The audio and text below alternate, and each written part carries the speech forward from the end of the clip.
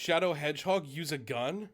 If Wait, Shadow yes. Did they get? I haven't been following the trailers for Sonic 3. He has his gun. Dude, he's got a Jesse. motorcycle They and gave he him a pulls out a gun? fucking gun. It's amazing. Yes, he has a fucking Glock, dude. Does that mean He Keanu takes Reeves it is into gonna have his a own gun? hands. Yes. Keanu Reeves with a gun. We already seen that though. I mean, I haven't been paying attention, so if that's true, That's John Wick. I Is, mean- is Shadow gonna be John Wick? Yeah. Yeah. cool. He's actually In very a similar to John Wick. Yes. Also, mean, that's- when they show Maria, That could oh be my in God. Strahd. That could be in Strahd. Is Keanu Reeves with a gun or a talking hedgehog with a gun? Well, Both. honey? I would prefer Keanu Reeves with gun. No, you don't. Keanu Reeves I is just so want beautiful. John Wick in Barovia. There is a John Wick in Barovia. You just haven't met him yet. Mordecai my could God. arguably Could it be be Keanu Reeves? close-ish. Can that one be Keanu Reeves? No, it can't be Keanu Dude, Reeves. I always wanted to meet my whoa, Whoa, partner. whoa. Anyway, we're Like in a we're romantic in. sense? We're here. Are you Yay! I'm unmuted. Welcome to the stream. We're all here. Yay, I'm proud of Hello. you. Hooray. Fucking hell. Otherwise, that would have been just a whole fucking nightmare sequence. Well, it would have been more of a nightmare for everybody watching. Hello, everybody. Welcome to Dungeons, Dragons, and Dives. We are a nightmare. We are a nightmare. We're playing, and we're in a nightmare. We're playing Curse of Strahd. We're playing Symphony of Sorrow, our very spooky campaign. Welcome in to everybody new who's watching, everybody who's been here before. I am, as we were discussing off stream, absolutely bodied right now. I had a very, very long day, but god damn it, we're gonna play some D&D, and I'm gonna kill one of these characters. Oh. I've decided. I've That's- decided that's gonna Whoever happen does the today. recap doesn't die. I'm already doing Oh the recap. no! Those- Get fucked. Get fucked. Whatever. All right. And Michael's already killed me once before, so can't do it Yeah, again, but right? I think it's me. I think it's me or you. I think it's I mean it's getting closer and closer to Jesse in every fucking game we play. One I day think it'll it's- be your turn. I No, haven't I had never a played character in a die. Michael game. I want to True. die. No, It can't be Klaus The- because Klaus has never played with us before this game. No, So but that would also just leave a bad impression, you know? also I was a forever GM, so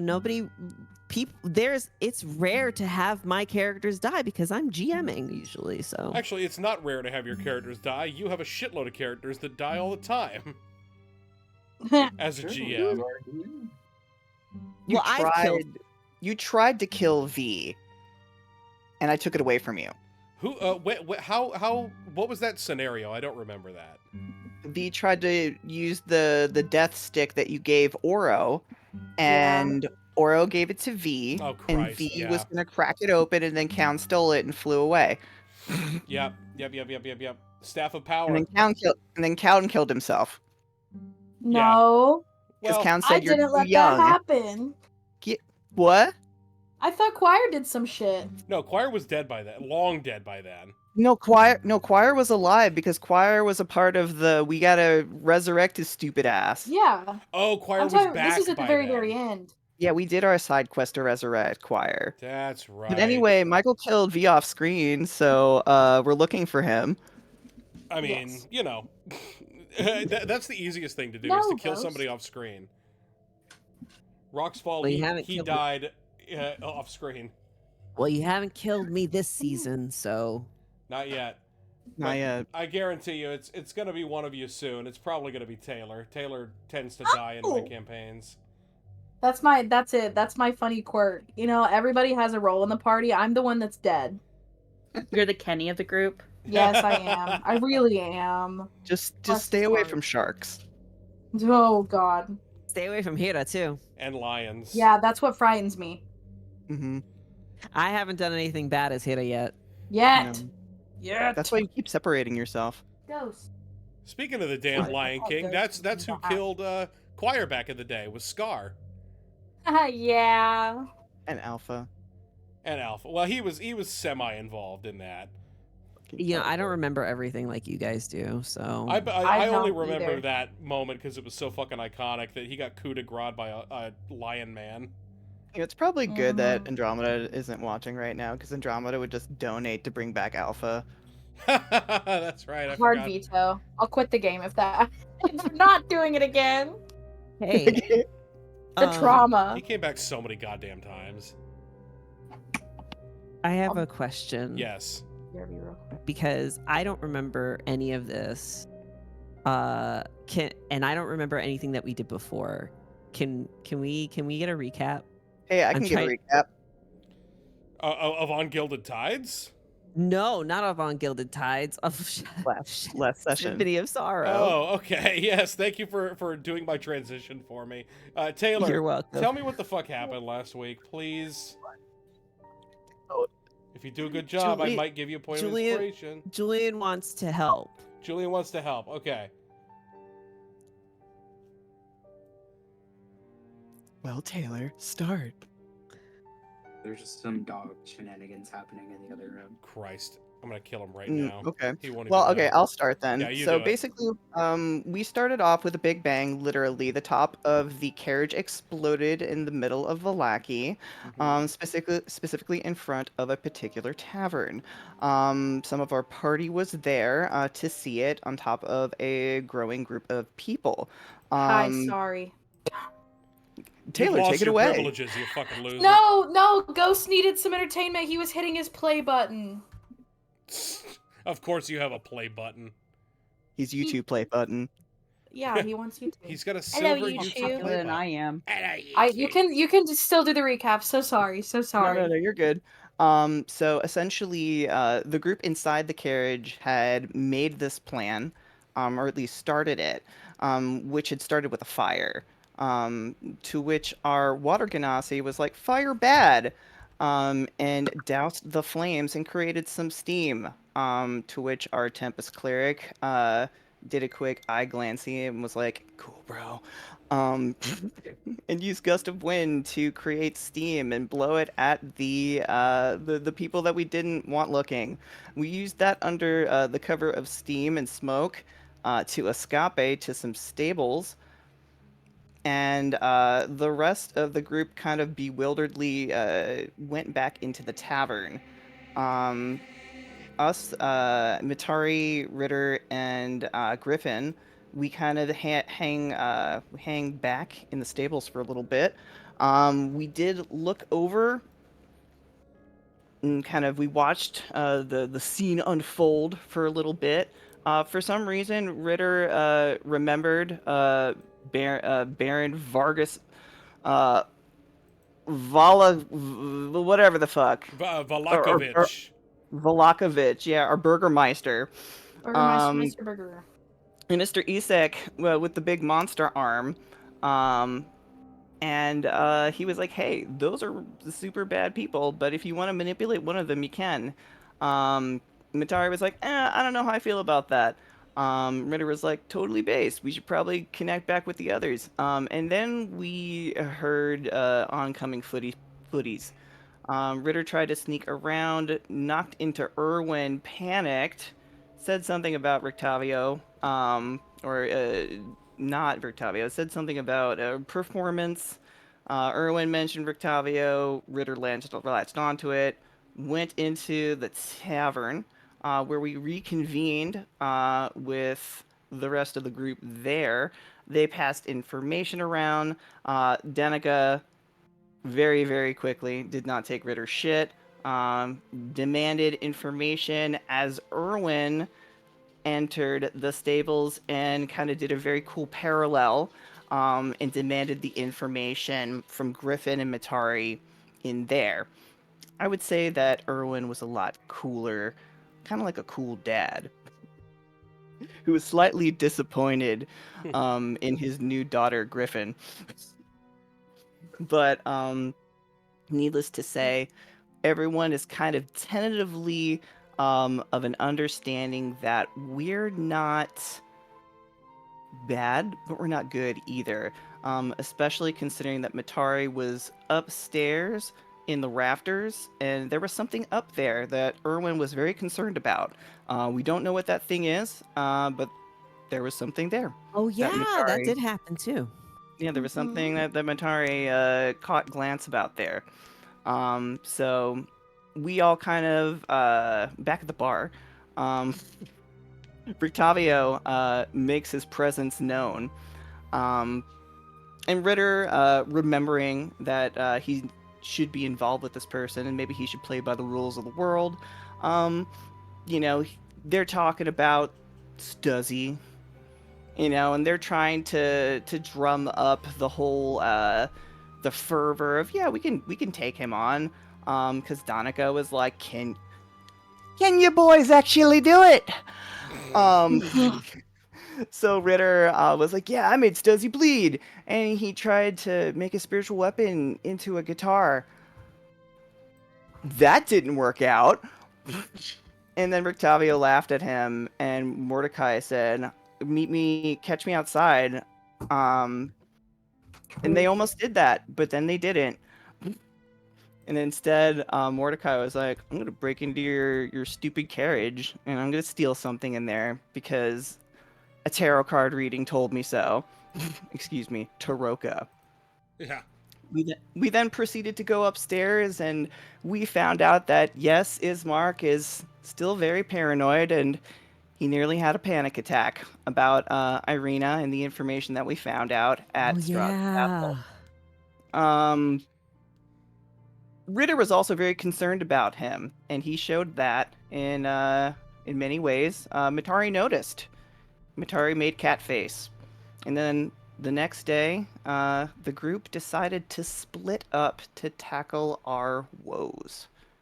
I believe that some people are going to see, I forget her name, Lady something, in the morning. Lady Voctor. Lady Voctor, that I believe that Mr. Stuzzy had told us about in Valaki. Some people need to go introduce themselves formally to the Burgomaster, because he was very, very mad about it in the tavern. He was actually complaining about it at nauseum.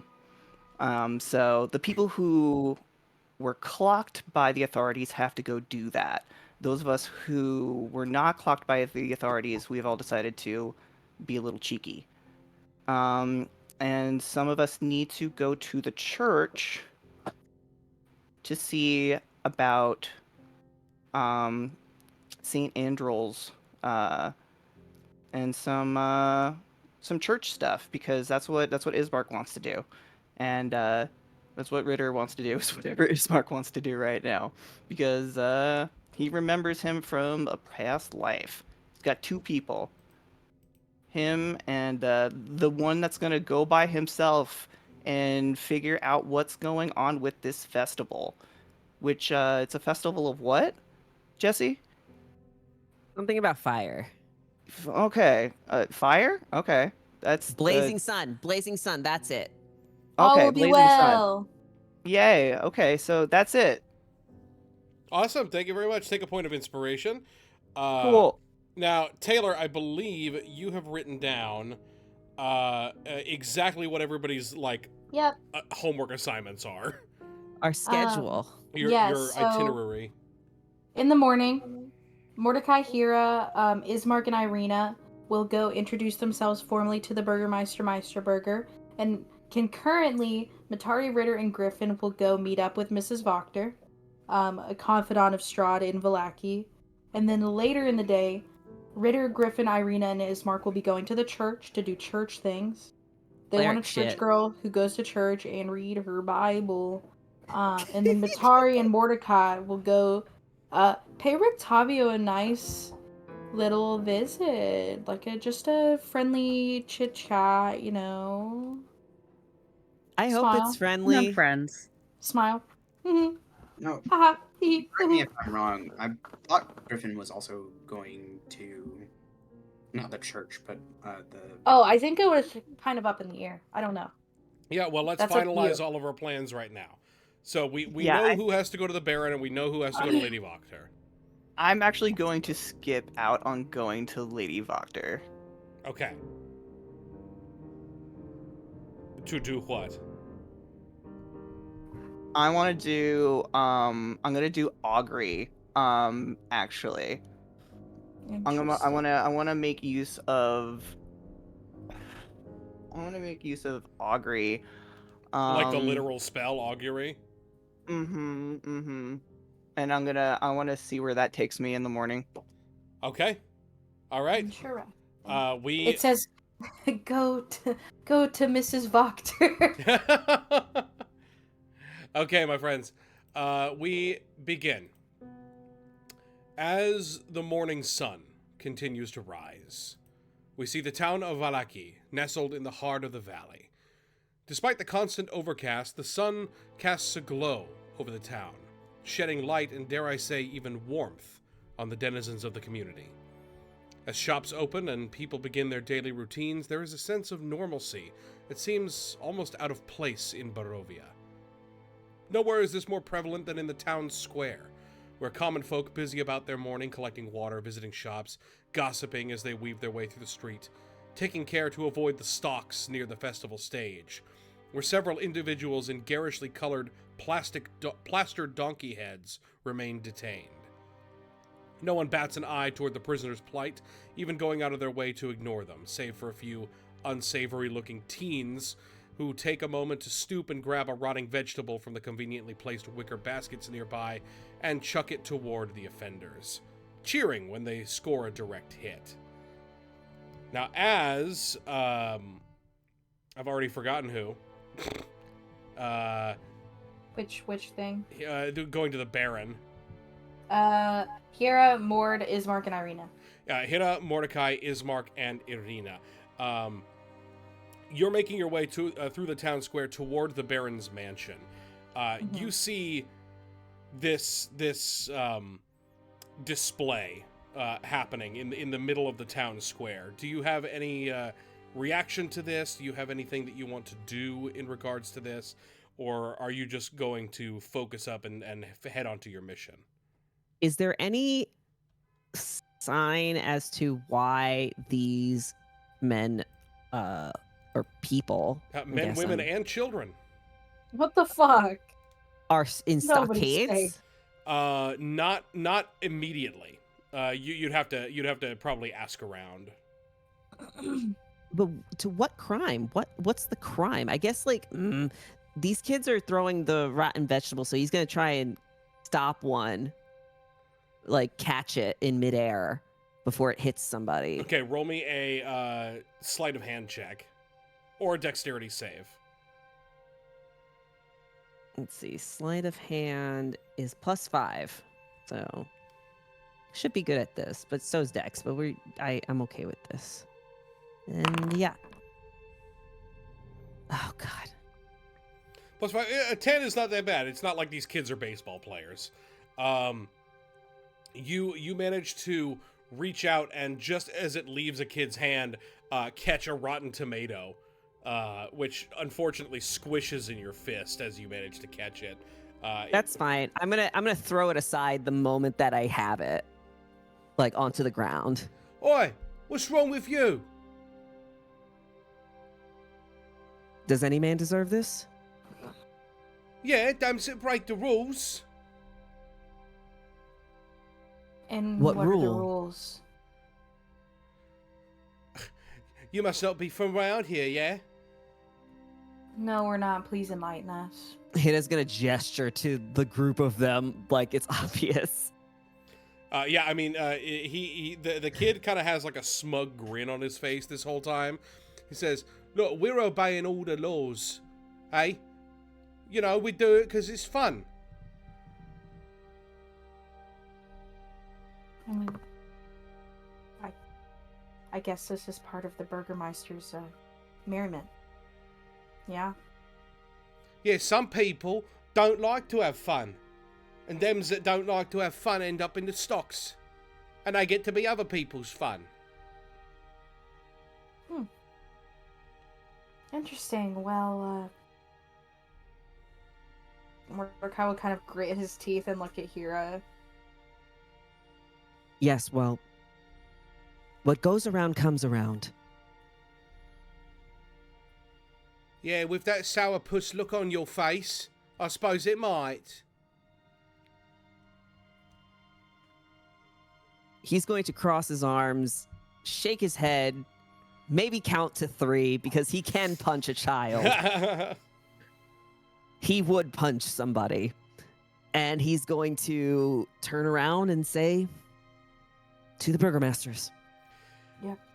Yeah, as you've kind of stopped to engage with all of this, you hear the sound of gregarious good mornings ringing out from across the square as you see a man strolling through the street, flanked on both sides by two enormous black mastiffs.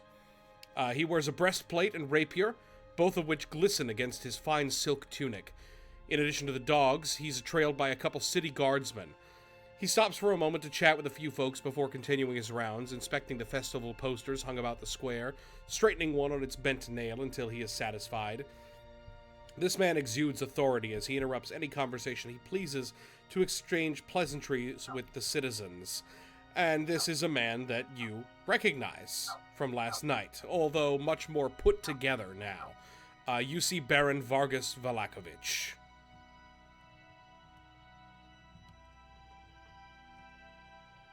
What do you do? Kid is going to look at Mordecai in like the way of like, do you want to speak with him to him? He'll take a really deep breath.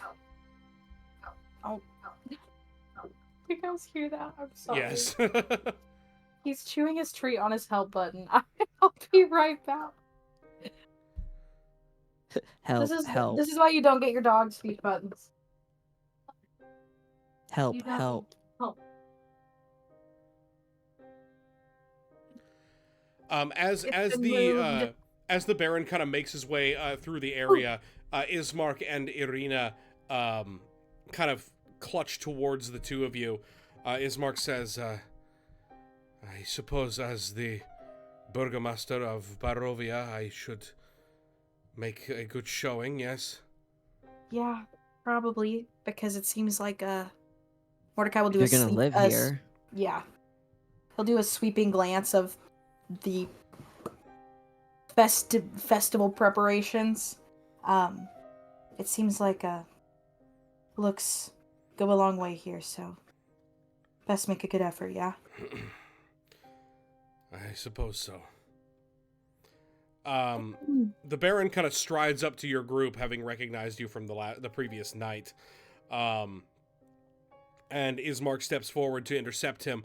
The Baron kind of speaks up to all of you and says, Welcome, welcome, my friends. I'm glad that we can see each other on more firm footing. Apologies for the kerfuffle that seems to have appeared last night. Suffice it to say, the cart has been cleaned, the area has been purged of any ne'er-do-wells, and all is again well. I trust that you all had a good night's sleep. Yeah, the inn was very, very comfortable. One of the best nights of rest I've ever had, honestly. Ah, wonderful, wonderful. That is good to hear. I don't often hear of the finest hospitality from the Martikovs, but I will pass that along to them. I'm sure that they will appreciate your sympathies. No complaints. Yes, well, well, well. No news is good news, I suppose. Now tell me, what, my friends, brings you to our beloved little jewel within Barovia? Mordecai will sort of step aside and turn bodily towards Ismark, like, okay, it's your time. Yeah, Ismark is a little bit, like, reticent to say anything with this kind of display with the children, and the fact that he hasn't really been welcomed anywhere in Barovia in a very, very long time. He kind of steps forward, clears his throat, and says, Baron Valakovich, I am Ismark Kulyanovich. I am the de facto burgomaster of the village of Barovia. We have come a very long way to speak to you, to hopefully, to seek asylum, if you are willing. Asylum? I see. Well, the municipality of Valaki is not a stranger toward refugees, but the burgomaster of Barovia, that is entirely a different matter, is something... Well, I suppose it's not my business what is the matter one way or another. But we are certainly glad to have you here. We all are. And yes, your request can be put through with, with the church. I suppose if anyone is to grant asylum, it should be they. Yes, thank you. We have come seeking you to make formal our introductions. I trust this is sufficient? Oh, yes, of course. I do hope that you will be partaking in the festivities coming up in the next 10 days. I trust that you've seen the flyers. He seems very proud of himself, and he kind of gestures to all of you as he says that. Yeah, the whole time Hida's been frowning. Ah, my friend. A word of advice. Vallaki is a very happy place with very happy people. If there is something that is causing these downward-facing thoughts, I should say, please let me know that I may correct such errors.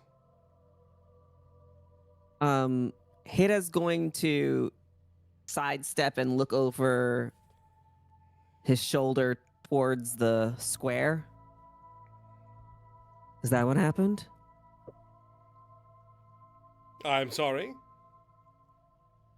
Is that what happened to those folks over there? Well, seditious behavior must be rooted out. For the good of the people. For the good of Vallaki. You see, I am no fool when it comes to the dire straits. He gets his voice very low for this. When it comes to the dire straits of the lands outside of Vallaki. But it is through hard work, through perseverance, and through cheer that we keep the shadows at bay here. And some people believe that they are above the laws of this land. And so those who do not wish to make merry, well, make merry for others.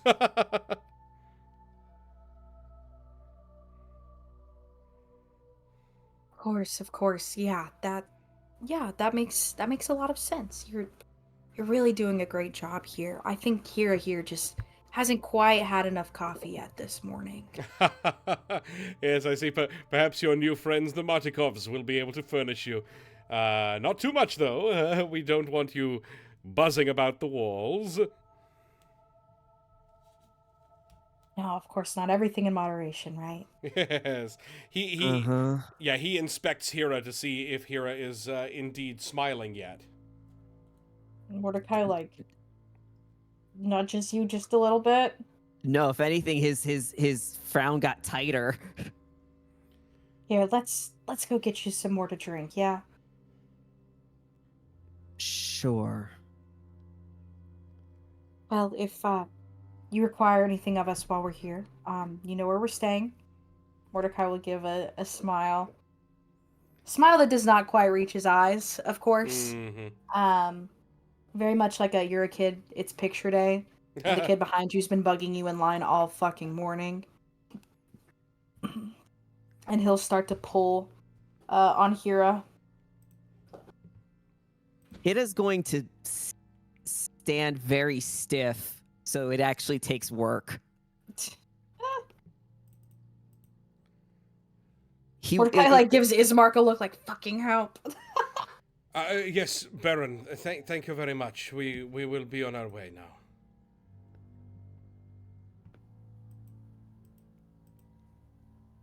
Yes, of course.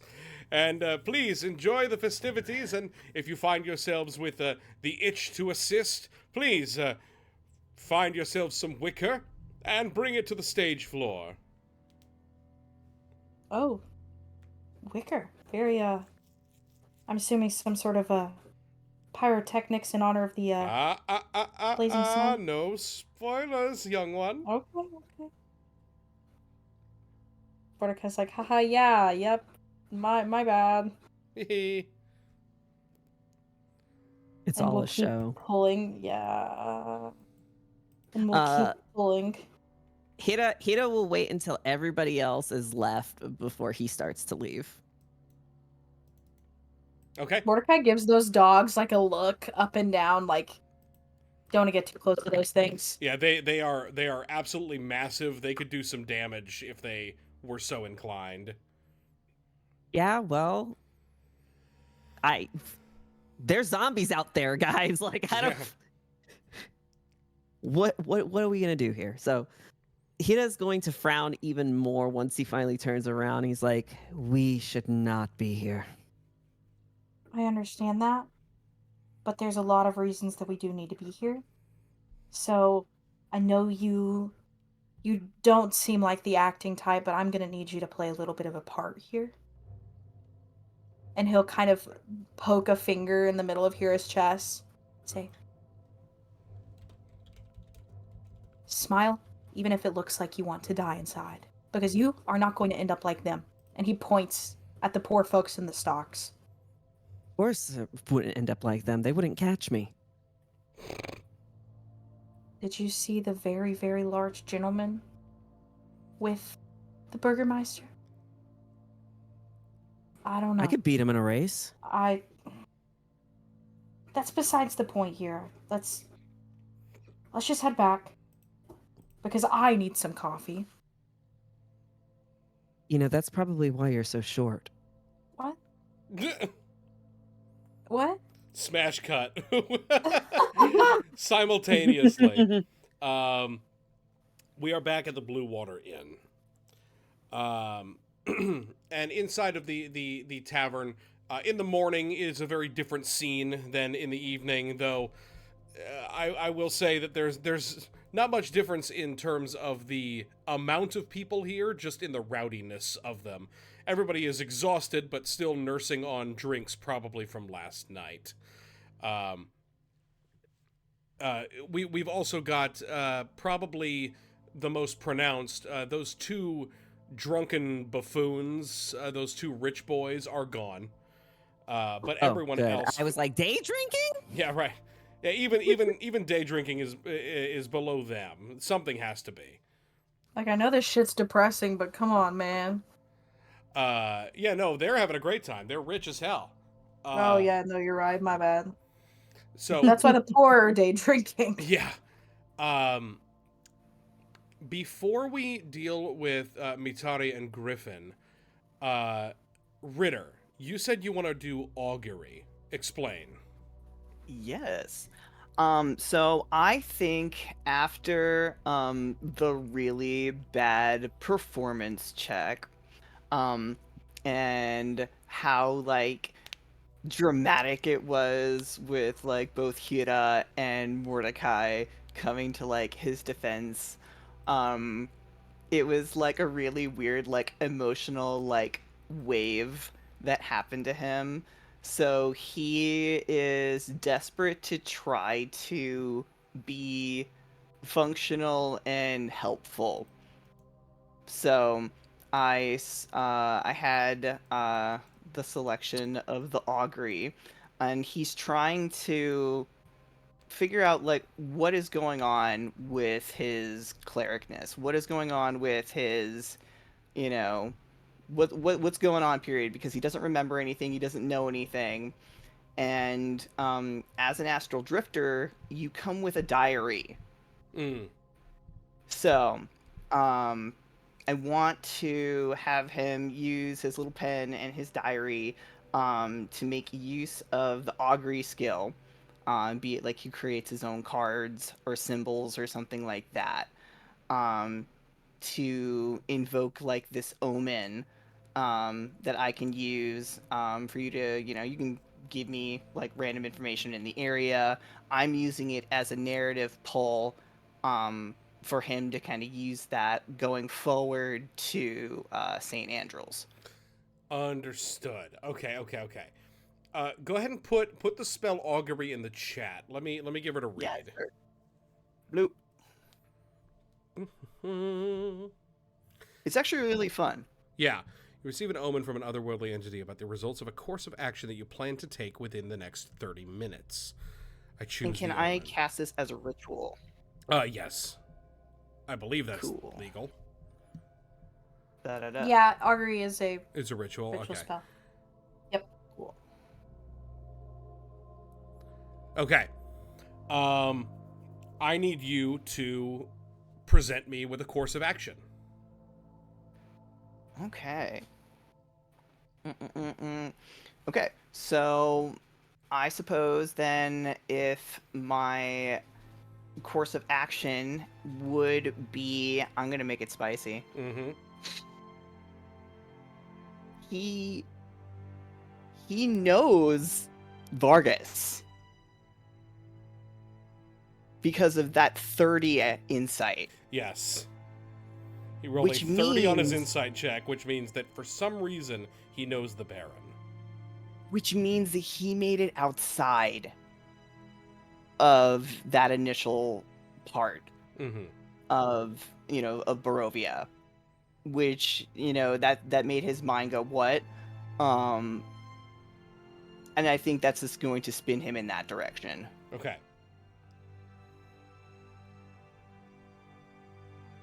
So that's the course of action. So what is the actionable aspect of that? You know the Baron. So what So are he you knows what are you that- gonna do about it?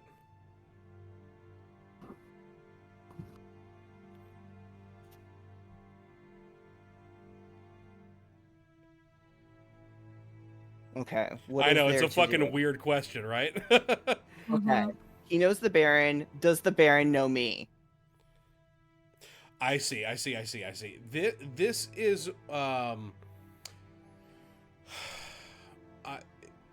the way augury works is very frustratingly specific.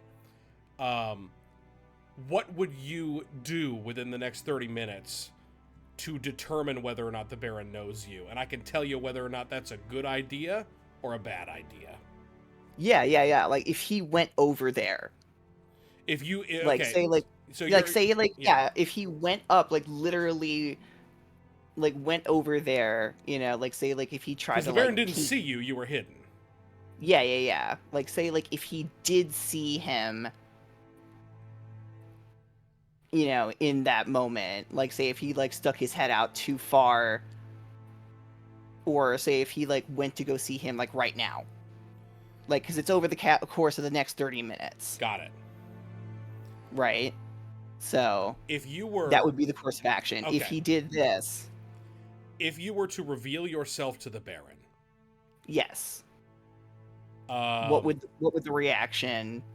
the result that you sense is woe. Bad. Bad. It's not just Interesting. whoa, it's whoa. Whoa. It's like Okay. whoa. Whoa. Whoa. Like Keanu Reeves. Whoa. Yeah. Owen Really? Wilson, whoa.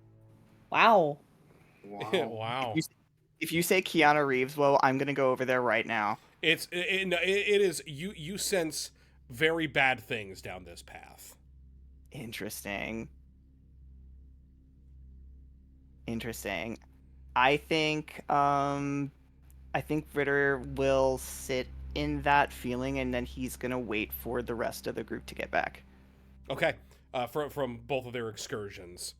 Yes. Okay. Thank Next you. up, yes, Mitari and Griffin. You are going to investigate Lady Wachter. You need to figure out where she's at, who she is. How do you go about that? Ari's gonna go talk to Danica. Hooray! Okay. Yeah. So they're gonna walk up. They have, just so you know, they have two goals: information and also, do you have cloaks? Fair enough. Okay. You go up to Danica, and she says, "Well, good morning. How did we all sleep?" Like the dead. And you, my dear? Very well. Good. Good, I'm pleased. I'm glad that the bedding was suitable. I imagine it was better than camping on the road. Preferable Oh to my goodness, you Strahd. couldn't imagine. Yeah. Now, what can I do for you?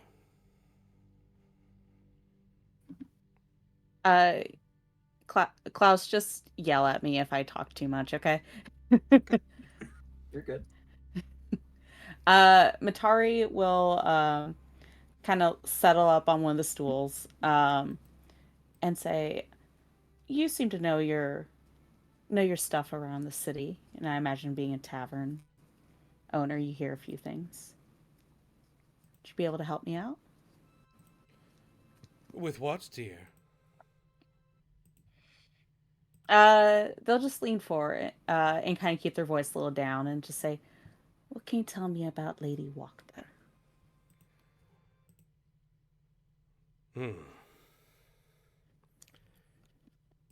Well, I can tell you about her family.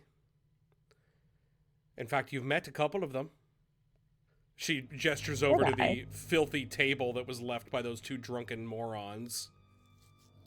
Oh boy. Her sons are in here every evening, drinking, gambling, and causing trouble. But that doesn't faze me. There's always those types. She's the richest person in the town. And, well, I shouldn't gossip, I suppose. Oh, please, I'm a devil for gossip. Roll me a persuasion check. Oh, sorry. I should have had my character sheet open. Is there any way I could aid in this? Yeah, what do you say? We're specifically asking. Okay, go ahead and roll with advantage. What is that? Well done, you. With an 18, she kind of lowers her voice a bit and she says, Lady Wachter, she, doesn't tend to agree with a lot of the Baron's, rulings. Not that there are a lot of people in town who do, but she makes it very public. But because of her standing in the town, there's very little the man can do about it. In fact, I've heard, and don't go spreading around that you heard it from me, I've heard that she plans to make a play for the Burgermeistership. Through what means, I couldn't be sure. Matari does a little, like, zip of their lips. Mm-hmm. Matari invents the zipper. What? Button. Matari meticulously buttons their lip, yes. Yeah. Thank you. I intend to go speak with her. For transparency, I'll share whatever gossip I get with you. Your friends went off to see the Baron, is that right? Yes. Be very interested to hear how they fared. Hopefully they don't get into trouble. There are some kinds of trouble in Vallaki that even someone so high up as Lady Wachter can't fix. Just be careful who you decide to share a bed with. That's all I'll say. Good advice. Speaking of, I know we've already asked so much of your hospitality. Would you happen to have cloaks that me and Griffin could borrow? Oh, that's a good idea. Riding We're very- cloaks? Riding cloaks are fine. Anything to kind of obscure, and they kind of gesture to their horns and then Griffin's legs. It's very conspicuous, the shapes of our figures. Suppose it is. I see what I can't rustle up. Hey, you best be bringing these Okay. back. Of course. Yes. I don't plan to get in any scuffles out in the town. One rarely does.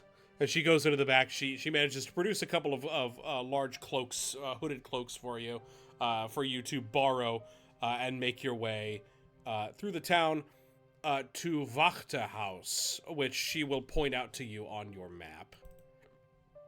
Yay. I don't remember where it is, but I believe it's to the north. It's somewhere on this map. It's somewhere. We'll Who find gives it. a shit? Anyway, you guys make your way to Wachte House. This house. Walk the house. This house seems disgusted with itself. A slouching roof hangs heavy over furrowed gables, and moss-covered walls sag and bulge under the weight of the vegetation. As you study the house's sullen countenance, you hear the edifice actually groan. Only then do you realize the extent to which the house hates what it has become. Which is a fucking raw-ass line, Wizards of the Coast. Goddamn. That's pretty good. I know, right? This house stands before you, this mansion, Wachte House. What are you doing, and who is going to the door?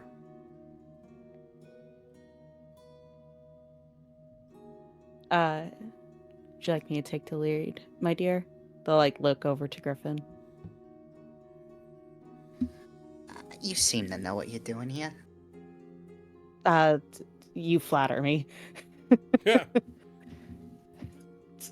I'm flying by the seat of my pants. Where is Zoe in all of this? Zoe. So I would say that Matari would like Zoe to stay with Irina and Ismark, but if they say no, then she would be with them.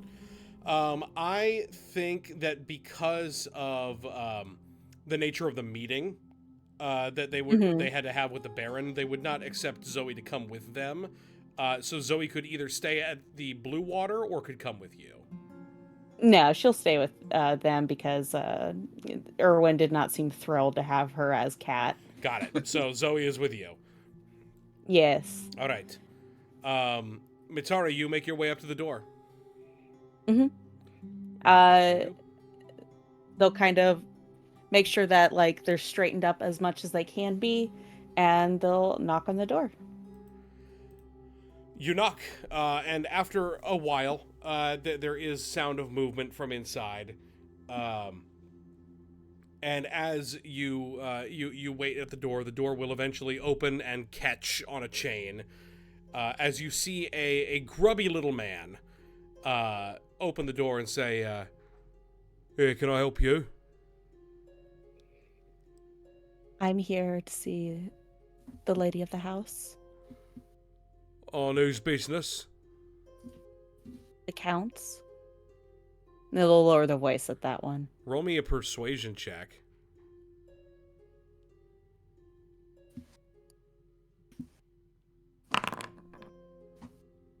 No, Matari. Uh-oh. Yeah, you're very funny. Now, why are you actually here? Did I stutter? He shuts the door a little bit, undoes the chain, and then comes out and shuts it behind him. And you see just the extent of how short this little dude is. He's probably 5 foot nothing, human man, greasy with a comb over. And he looks up to you and says, "Ain't nobody in this town talks about treating with the Count up in Ravenloft, unless they's either lying or stupid. Now, which one is you?" Really stupid, honestly, but I made it. And I was given this house's name. Now, do you want to take it up with your lady, or shall I go back to the Count? Roll me an intimidation check. Yes.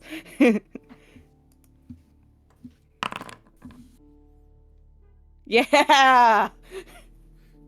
All right, relax. And you there?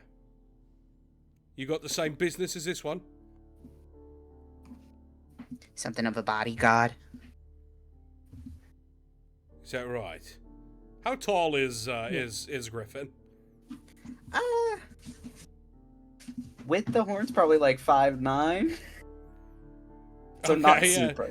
Not super. I would say the voice is not imposing to this man at the very least. And he says, suppose it takes all sorts then. All right. I'll go inform the lady of your presence. What's your names? Nightfall.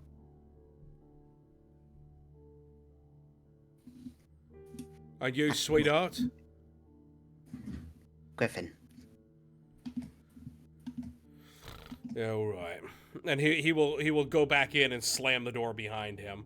After a while, there is little movement. Do you guys want to do anything else, or are you just waiting for him to return? Matari, should I be using a fake name? I mean, if you It's a bit want. late for that, I guess, but I just used my last name. that might be a better idea. What is your last name? Excuse me, Klaus. Wow. You're forgetting what Wow, specifically even I made it. know your fucking last name. Wow. Look, man, it's been a long day. Griffin Seraphim Yes. with a C. Seraphim would be a very intimidating bodyguard name. Yeah. Would it? I think so. I'll go with next While time. they're talking, I'm sorry. Go ahead. Well, I'll just go with that next time. Yeah. Matari will just kind of take a little bit of like, not like extensive, just kind of like a bit of the lay of the land, like how big, like an idea of like, is there like a backyard to this house? You know, it's just small details like that, but not moving from the porch because that would be sus. Right. There's really not much else to hear. This is a much more dense town than even Barovia was. There is a I guess you could call it a garden. It's not a very good garden, but it's just kind of in the front where the wrought iron fencing is. Honestly, it doesn't not remind you of the Burgomaster's mansion back in Barovia. It is poorly maintained, to say the least. It's like a little slice back at that little town. Eventually, as you're taking a look around, the door unbolts and opens, and this small man stands there again. He says, Lady Fiona is happy to make your acquaintance if you follow me into the parlor. Pleasure. And your name, by the way? They'll say as they step behind him. Larnack Ernst. Pleasure. He kind of toddles around. He turns around and toddles in. The front door opens into a narrow vestibule. Three stained glass windows. Three stained glass doors in wooden frames lead from it. You see a wooden staircase leading up to a balcony. It's actually very nice inside, if in fact it wasn't so horribly dilapidated. Leads you through the first door to where you see the staircase, and then turns a sharp left into a parlor. Parlor. Or rather, a combination parlor dining room. You see an ornate dining table stretch the length of this room, a crystal chandelier hanging above it imperiously. The silverware is tarnished, the dishes chipped, yet all are still quite elegant. 8 chairs, their backs adorned with sculpted elk horns, surround the tables. Arched windows made of lattice work of iron and glass look out on the small, fog-swept estate. As you turn to the right, you will see 3 elegant couches surrounding an oval table made of black glass. All are set in front of a blazing hearth, above which hangs the portrait of a smirking nobleman, sporting a broken nose and a tangle of hair graying at the temples. Several smaller portraits hang on the north wall. Now, you can see in this parlor a woman. Tall, rail-thin, with to say a severe demeanor would be a disservice to this woman. She is hardened with age, it appears. God knows how old she actually is. But slinking around at her feet is a small, hairless cat that just kind of looks up to all of you and gives a bit of a curious merp. As she stands by the mantelpiece where this portrait hangs, and turns to look to all of you and says, "Well, I must say this is unexpected. Welcome to Achta House. I am Fiona. How may I assist you?" Matari will give like a little bow and say, "Pleasure. Thank you for seeing us. Sorry I could not send word earlier. Didn't know quite how to find you." And as Ernst tells me, who is still sitting there, by the way, he grabs he grabs a seat at one of the couches. Ernst tells me that you are here under business from the Count.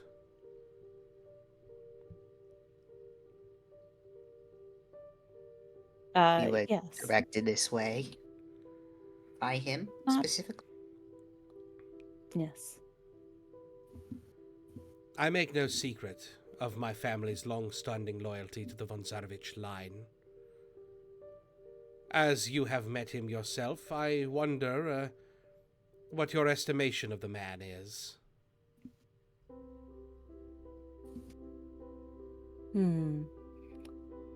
May I sit? Matari will ask. Oh, please, I insist.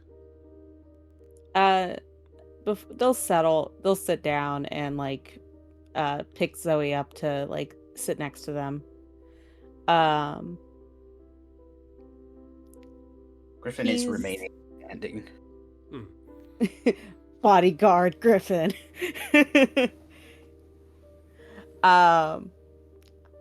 He's not what I expected. You know, the first encounters I met in this town, in the small town before, it was almost hysterical talking about him. Strahd von Zarevich is many things, but a tyrant he is not. At the very worst, he is negligent. However, he is not the monster that many make him out to be. I trust you saw that.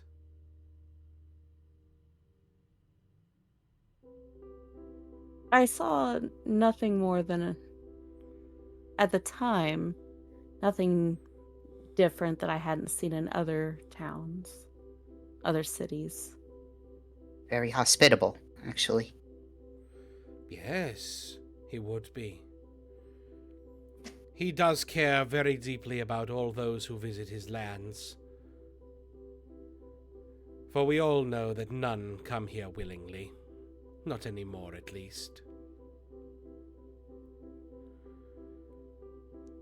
I imagine he asked that you seek me out because I may have something I can assist you with. Is that right? Yes. He pointed to as possibly an ally, and it would seem rude not to at least stop by and get to know you a little bit. And having met with the man, what did he ask of you? Uh, Quite a large task. To end the mists. And Strahd believes that I can assist you in this? How? I imagine just keeping us alive in this town. I didn't speak much, but I did see the Burgermeister. I didn't like what I saw. He's a dreadful man. Baron Vargas Valakovich, a stain on his family name. The whole Valakovich line. This city may be named after them, but trust me, there is nothing that they have ever done to prove themselves worthy of the Baron title. I would happily serve Strahd as Burgomaster of Vallaki, but I know he will not give his birthright up without a fight. I imagine I sense the Count's motives in sending you to me. Perhaps we can assist each other. I can assist in, as you say, keeping you alive in this city.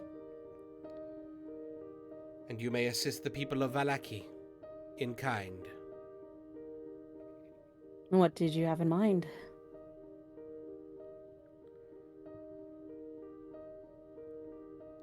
Sit, please. She looks pointedly at Griffin. Griffin kind of gives a look to Matari, like, Please, we're all sitting. It'll be all right, Griffin. She takes a seat. I firmly believe that Vallaki will be far better off under new management. You say so yourself that in your first interactions with the man you found him lacking. And I dare say I have very little patience for doing things the right way anymore. My young daughter, you see, was to be wed to the Baron's son Victor. In that way I could gain a foothold in the Baron's mansion. But when Stella went to meet with the boy, she found him to be demented. He showed no interest in her whatsoever. In fact, he spoke such unkind words to my girl that she went mad. The poor thing. Mad? Yes, you would have heard this in one way or another, through gossip, through grapevines. I prefer to get it out myself, yes. My daughter was struck mad by that poor, demented creature. The whole family. The Baron, the son, the wife, that sister of the town's clergyman, believes herself to be holy, but only inasmuch as she can serve her husband's demented plans. I'm sure you've seen the flyers all about town. The Festival of the Blazing Sun, the Wolf's Head Jamboree, all vain attempts to keep Strahd's ire away from this town, but all of them false. The Baron believes that all we need to do is be cheerful, and Strahd will be merciful. I say that Strahd keeps himself away because he knows that he is not welcome here. He wishes to do right by the citizens of Vallaki, and I wish to do right by him. Do you understand me? I understand. I do, if I may, press one thing that, I imagine any type of rulership will push back on is, what would stop Strahd and you from making this like Barovia? Like Barovia? Barovia is a desolate town, barely standing on its own 2 feet in the shadow of Ravenloft.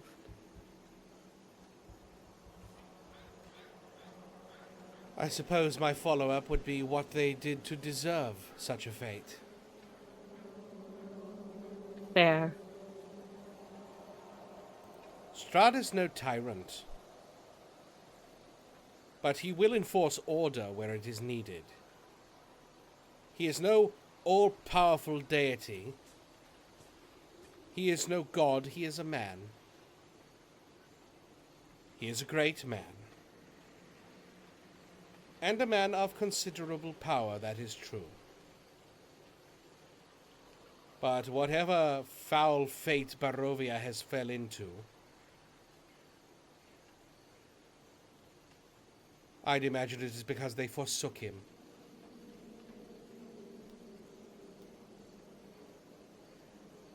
Does that hold up in your estimations? Matari is quiet for a moment as they think. It's a sound logic, as far as I've seen.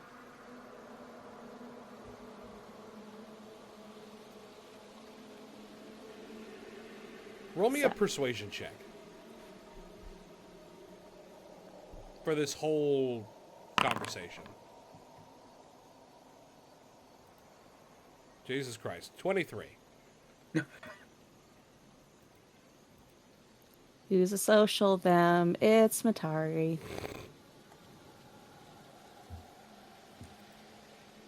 Tell me.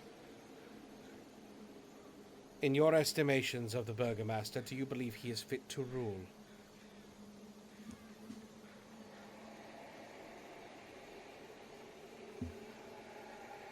I think no. I think he's dangerous. Sorry, which Burgomaster are we talking about here?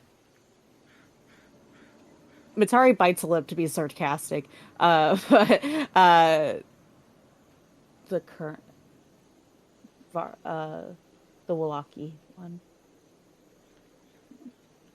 Yes, I have heard that your Burgomaster, Ismark, has come to Vallaki. It is a shame that even the Kolyanovich line seems to have abandoned their people. But I say again, you believe that Baron Vargas Valakovich is not fit to rule. I am of a civiller mind, so I believe we may be able to help each other. Do you wish for safety for Valaki's people? Of course. I trust that by your armaments and that display with the Count's carriage in front of the Blue Water Sorry, gives Inn, gives a little bit of a giggle. Yeah. that you are capable Yeah. fighters.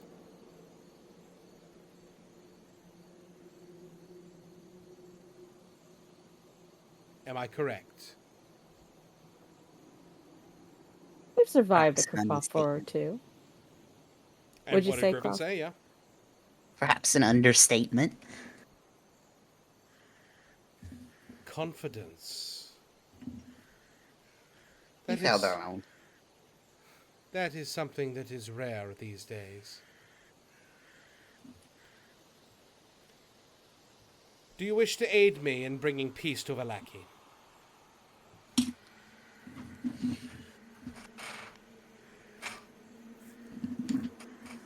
I'll aid in getting rid of this Vargas. She looks pointedly at Griffin. Do you wish to do this through violence? As I say, I've tried the proper ways, the political channels, but that family is a blight. They are detestable, and they are held up by a false ruler. And here I see a party of capable warriors with no ties to Vallaki itself, and it seems no fear for spectacle. I believe that there is a way that we may help each other. I suggest you start by killing that hulking brute, Izek Stratsny. He is the true muscle behind the Baron, and for some ungodly reason, he is loyal to the man. Once you dispose of him, I am happy to take care of the rest. Do I make myself crystalline clear? Perfectly. She Yes, looks to ma'am. Griffin and well, yeah. Yes, ma'am. You do. Lovely. How would you like some tea? Please. Do either of you have anything else that you want to say to Lady Wachter? She's kind of spoken her piece and is offering you hospitality. But you get the sense that this meeting, quote unquote, is over. She's said what she wants to say. She's assessed you and found you to be worthy of helping her. Let's see. I think, like, so this is how Matari's thinking. Is like, Sure. okay, she seems dangerous but reasonable. So Matari is like, all right, how can I like Sounds like Strahd. somehow? Yeah. They want to bring up that they want to ask if, like bring up that Griffin is a healer. Could we perhaps see if we might be able to help your daughter?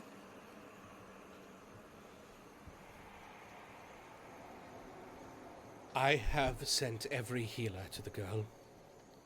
I am convinced that she is bewitched.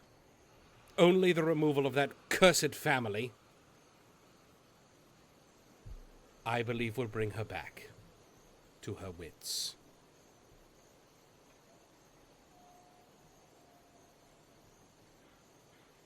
Fair enough. If we find anything, we'll of course bring that to you.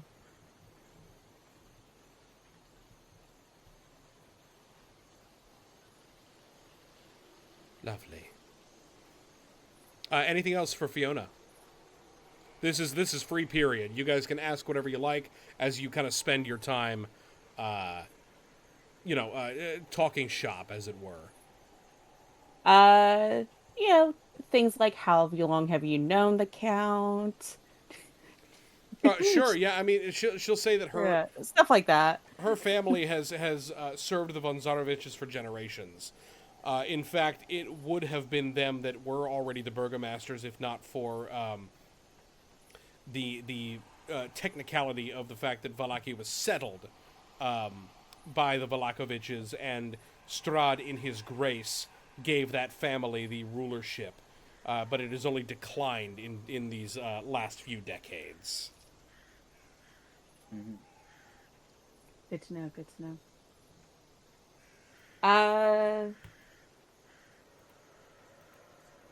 I think I'm good. Besides, a little bit of flattery, like I like your cat, stuff like shit like that. Yeah, sure. You gotta have a little bit of a puffy little tea time, and eventually you are you gotta get the sense that she's done, and you are escorted out by Ernst, who will say, "Now I don't think I trust I need to make myself very clear that everything you've said and heard here stays between you and the missus." Of course. Good. Now, Lady Wachter's got other agents in town. If you need their help, you find a way to contact them, or you come and find me. But I trust you won't be needing to come back here anytime soon. Are we agreed? Agreed. Agree? Thank you, Urch. Ernst. And he shuts Ernst. the door in your face. Do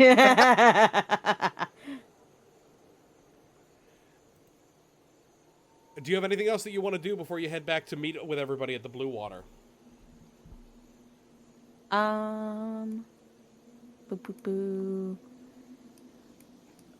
We can hand wave some of this. I know Matari, being a street kid, would probably want to go find, like, as they walk back to the inn, keep their eye out for, like, small little gangs of kids to, like, get some more lay of the land. Sure, yeah. Roll me a perception or investigation. Let's see, which one's higher? Investigate.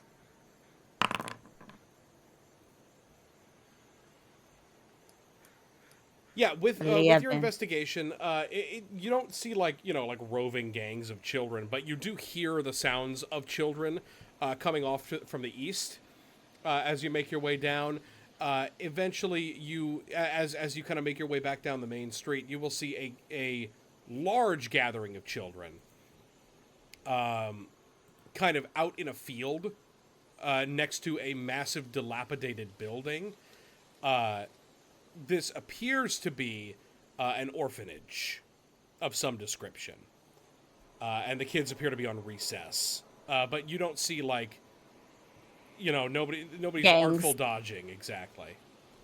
Yeah, alright, no gangs. No gangs. At least to your knowledge, at least within 11. Yeah. This place sucks. No, it's fine. No gangs. No gangs breaks Yeah. the breaks the shit. No, they'll keep the orphanage in mind as a place later, but they don't want to delay too long. Sure. Yeah, you guys make your way back to the Blue Water Inn, and everybody is able to kind of meet up. You all can disseminate the information that you have gathered. Does anybody want to directly speak with anybody else before we kind of go on to our next destinations? Mitari probably should talk to Irina. Fair enough. She's there. Yeah, thanks. Yeah, try and think of how they would approach this. Sorry. If anyone else has any ideas of what Yeah, they'd like to you talk can think about, for a bit. Does anybody else have anything else to say? Yeah, I need a cook. Peter will when he's back, he's still frowning. Mm-hmm. And he will say, make sure you smile. Otherwise, you'll get put in stocks and have rotten fruit and vegetables thrown at you. Or Oh, Worse. probably worse. Worse. Yikes. Ritter says Mordecai gives, from his chair. Yeah, I think Mordecai Ritter gives is, Ritter like- a sympathetic look. I think Ritter's like on like the bench seating, and I think he's in ball feather mode. And from the feather comes out the diary, and then he opens the diary, and then you see various cut pieces of paper. I didn't get a sense of whether or not he made any connection to said cleric Ness or anything, but you get the sense of the omen he wrote out. And he just says, so this is the vibes that I got. If I went to go see the Burgermeister, this is how he would feel if he saw me. Bad, whoa, bad. Mordecai, like, as you're reading it, Mordecai's like come over and like started looking at it, and he nods, and every time like he comes across a bad, he like grimaces and just nods like, yeah, no, glad you checked beforehand. And he just balls it all up.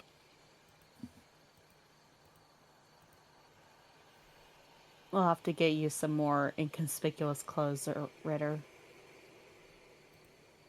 Just a big. You could just put a bag on my head or something. I don't. The only They, the only thing I get from that burger man is that bad. Indigestion. There's That's nothing that good that tummy. comes from him. And maybe some diarrhea. But I don't think we should maybe make a situation where some unscrupulous lady's gonna take over. He eyes Matari. I want to go to the church first. I'm just saying. She made a very interesting impression. Very dangerous, though, like Viper. It sounds convenient that Strahd sent us there. Sure. Of course, it was convenient. He squints, and like I imagine he's sitting remotely near Ismark, and he kind of like leans back to look at him to see what his vibe is. His vibe is still deeply upset that people even went to go speak to Lady Voctor on to go speak to anyone at Strahd's behest. But he knows that there's kind of nothing he can do. He's in he is a refugee, and you guys have helped him, so he's gonna keep his mouth shut for a minute. Getta's going to shake his head and say, as far as I'm concerned, any governing body or anybody who deigns to be a governing body is not doing a good job. Hell yes, brother! You hear from the corner. I see everybody's point, but also, Mary, is that you? why get involved in local politics? That just sounds like more than a headache.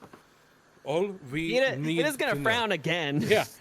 All we need to know, Ismark pipes up very suddenly, is that Wallaki has been untouched by Strahd. I do not know why. That is why I want to go to the church, but regardless of their political strife, it is a far safer place for Irina and myself. At least to find out more information doesn't mean that we're staying here, right? He looks at Ismark. Yeah, he just kind of shakes his head a little bit, and he says, yes, to find more information. Right, because I think the Burger Man might. He mushes the papers together. I don't know why. I don't want to meet the Burger Man. Then we'll keep you away from. Easy. We can do that. We do not need the all bag of won't that. work. We needed more cloak on Ritter. Another layer.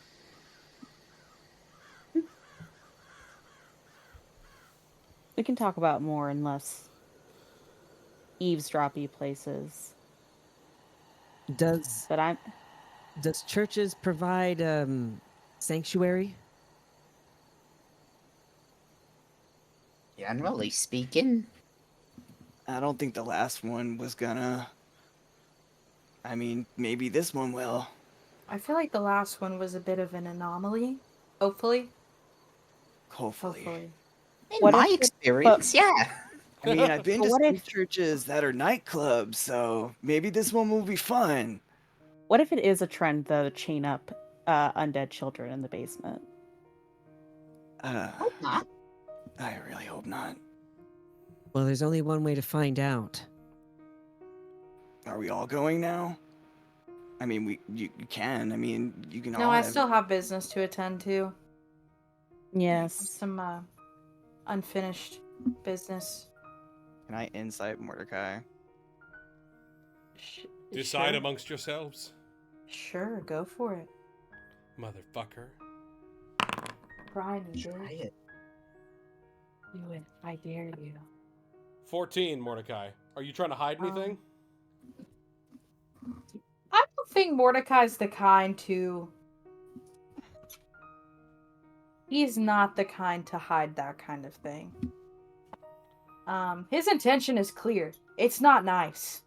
And what is the intention? Just one more for the audience. Beat up Violence. and take by force the alleged very important weapon that the fucking clown has in his circus cart. Mm. Fucking Oh stop. yes, the guy that was bullying you and Ritter. Yeah. Ooh, No, he's- right. Ritter, He's a god Ritter awful performer, and I nods, know it. and he goes through the pages of the diary, and he rips out another page, and he hands it off to you, and it's like it's a shitty scribble of what he thought that card was. I've been trying to think a lot about the cards that we Right. talked about with Madame Ava.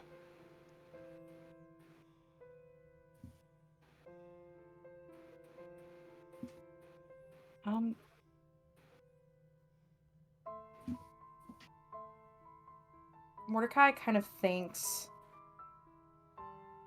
thinking back on it, she said a sword of pure sunlight. So, that's, I guess, what we're looking for, but is there any, like... Oh, is there hold anything please, that hold could please. be- Um, someone in chat is saying our audio died. Is that true? Uh-oh. Let me unmute the. Testing the stream. Hello? Can you hear me now? Hello? Hello. This is my time to Hello? say I really want some instant mashed potatoes right now. Can That's you like hear what the I'm players, thinking about. Jason? Maybe Uh-oh. that's what you'll find in the back of the caravan. You'll Mordecai's find like, mashed damn potatoes. it! Shit. No, hear me out. Okay, cool. Oh, wait, There must have been a you can say weird that while I'm blip with streaming. the Discord, so everybody just make sure to choke up on those mics. Gotcha. Sorry about that. Did you hear that? Choke on the mics, you fucking idiots. Deep throat him. No. Freaks. Mouth Freak. wide open. Mouth wide open. Sorry. Anyways, Mordecai, like, glances. I don't know what the last thing people heard was. Mordecai looks with a furrowed brow at Ritter's, like, scribble. He's like, well, she said a sword of pure sunlight, but is there anything that... Are there any metaphorical swords? Like, could we be looking for something that's not literally a sword? I mean, I can think of a This- lot of things, but they definitely wouldn't be here. Yeah, there's Unless a lot of Strahd is- metaphors. Does he's really into imports. A lot like of your metaphors that we plastic. should not say with the lady in the church in front of us. Oh, no, I understood no. what that meant. Mordecai's like waving his hands. His cheeks are a little pink. He's like, no, I didn't. No. It's literally a blade. Okay. Yep. Wait, why do you say that just about her? I mean, I'm a cleric too. Yeah, but you don't have the Mat- same... Matarj. Griffin just ahead. feels a lot more innocent than the rest of us. I'm I mean, sorry, definitely Griffin. younger. I feel as though I should probably take offense to that. I feel like you should too, and I'm sorry. I mean, we probably would write the V on your forehead. Well, you probably wouldn't get that reference. Anyway, how many of us are going to the church? Is it just me? I said I would go with Mordecai to talk to this Rictavio. He makes Griffin, a how do you- small huff at that. Okay. Griffin, how do you okay. feel about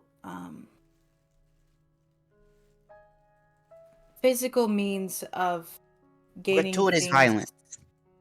Yes. Fine. You probably shouldn't do it. That would make people sad. Fine. I don't Just give a don't fuck get anymore. caught. He was Fucking kill 'em all. racist to Griffin. So Yes. Griffin, I'll let you get the first kick in. Mordecai looks dead serious. Mordecai fucking hates this guy. I don't think he's that bad, but you could just. You treated Griffin It was Not. on site with him on me. There's no excuse for that. He barreled Bitches through me get as soon as I got through the stitches. door. Oh, okay. I didn't realize you two had beef. Ritter, you gave a little huff. Did you want us to do something different? No. I didn't realize they had beef, like Oh, specifically Griffin with has Rictavio. beef. I Yeah, have if beef on Griffin has Griffin's beef with behalf. Rictavio, then that's them. All right, so who is going to the church? Who is going to the carnival wagon? I'm going to the carnival. Don't everyone speak at once. We know where We're gonna Mordecai's build a going. Yes. clown. I'll go to I'm the so church. torn because I want to go to the church. You can go I'll to the go to the church. church. You got 2 people going to the carnival already. The angel and the devil on the shoulder. Angle Devil. It's Mordecai and Griffin. Okay, Matari will go to the church then. Okay. So we got Ritter, Hira, and Mitari going to the church. We got Mordecai and Griffin going to the carnival wagon. Let us start with the church. The 3 of you, plus Irina and Ismark, make your way toward the west of the town to try to find the Church of St. Andrel. And on your way there, nothing interesting happens. Nothing interesting happens. You make Yay! hooray! You make your way to the church. This slouching, centuries-old stone church has a bulging steeple in the back and walls lined with cracked stained glass windows depicting pious saints. A fence of wrought iron encloses a garden of gravestones next to the church. A thin mist creeps among the graves. Everybody roll me a religion check. A religion check. Yeah. Could I abstain from Yeah, you making don't a have religion check because I don't really care Great. about church. But specifically I care about the state of society right now. I want to look around the church. Okay, then roll me an investigation check. Thank you. Hero's ready to distribute anarchist propaganda. Yes, he is. Oh, 13. Okay. With a 21, it is very obvious to Mitari, because you saw the same iconography on the church in Barovia. This is a church of the Morning Lord, of Lethander. With a 14, Ritter, you're a little bit distracted from the religion aspect. I saw you rolled your knowledge of a past life. Is that correct? I tried. You're a little bit distracted. Like, it doesn't really matter who this church is dedicated to in your mind, because there's something familiar about it, but you can't quite grasp what. Sure. Deja vu. I've just been in this place before. Hira, Yeah. with a 13, nothing terribly interesting about the outside of the church catches your eye, except for the whatchamacallit, like the stained glass depictions of saints in the windows. What you can see is that the church itself, the doors are open, and it is packed with people. There's an actual, honest-to-God congregation in this church. Interesting. Now he's curiouser. And if anything, he's going to walk in first to see what's going on all up in this church. Okay. Kind of pushing past everybody else, Hira takes the initiative to go inside.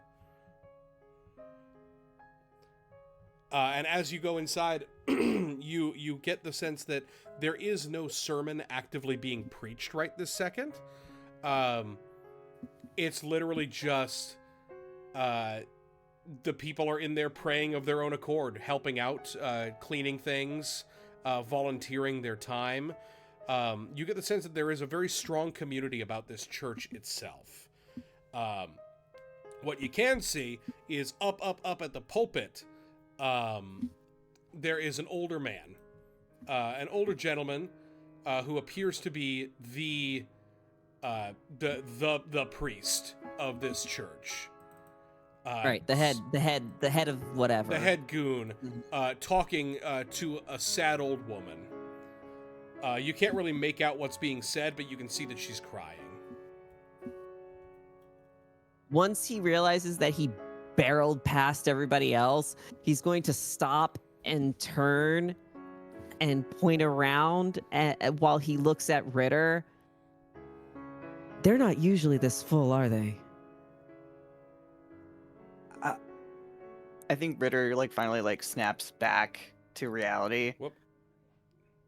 Oop, there goes gravity.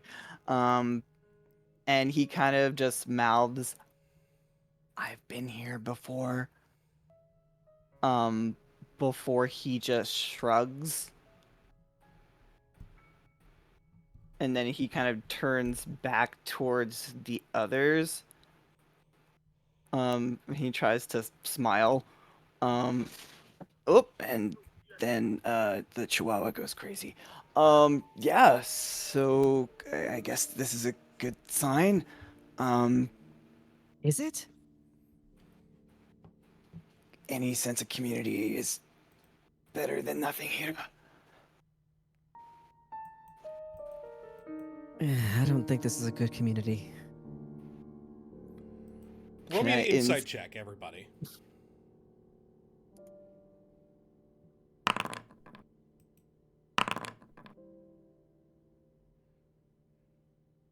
Oh, dang.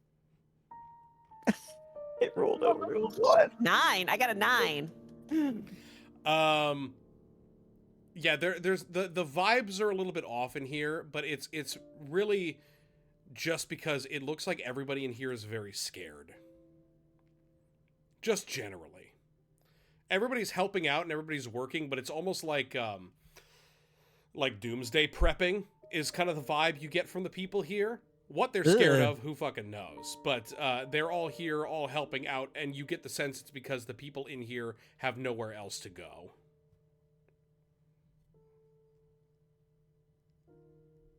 Refugees. So there's a lot of refugees in here. Mm-hmm. Can I roll like an investigation or perception? I prefer investigation. Being able to hear, like, pick up traces of information to like piece together where, like, either where people are from or a sense of like what the doom is. Yeah. Go ahead and roll me investigation.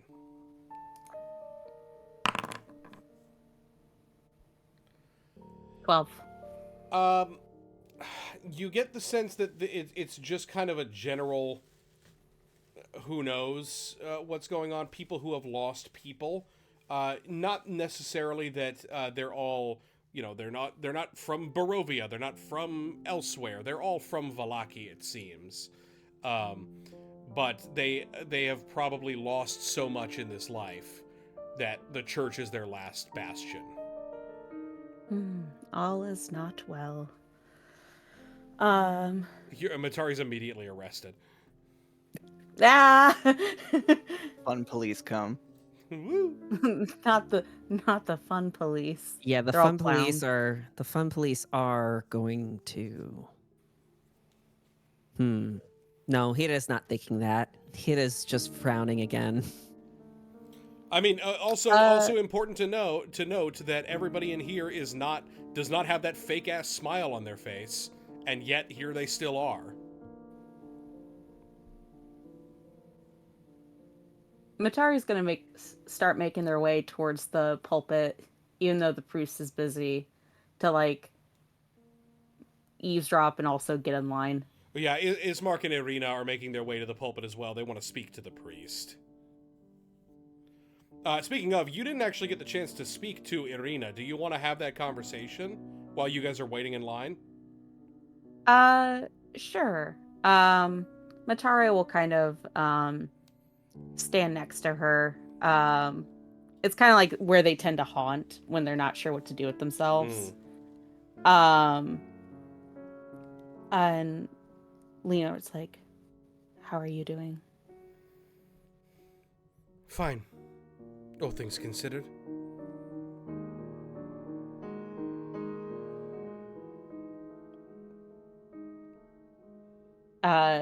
Their pause and it's like,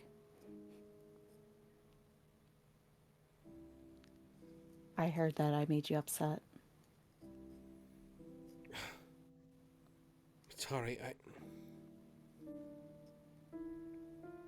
You did what you felt you had to do. I just wish that you had consulted any of us before taking that carriage.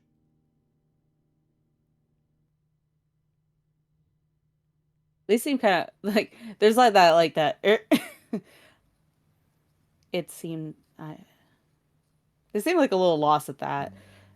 It seemed like a risk that it wasn't worth anyone else taking. It seemed like a risk that it wasn't worth taking, but you came back, so I suppose that you're right. You were right though. What you said in the churchyard. He was more reasonable than we were giving him credit for. What was he like?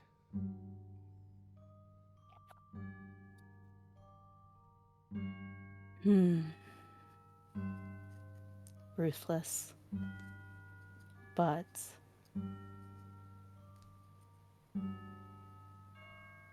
they're thinking of the words of ruthless but genuine.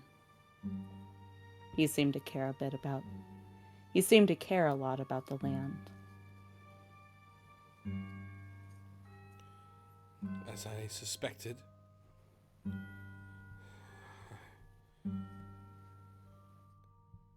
Ismark is just protective. There's no reason to go flying off the handle or upending our entire lives over a rumor. A baseless fear. I do think there is some truth to what Ismark says, but he lets his paranoia cloud his judgment.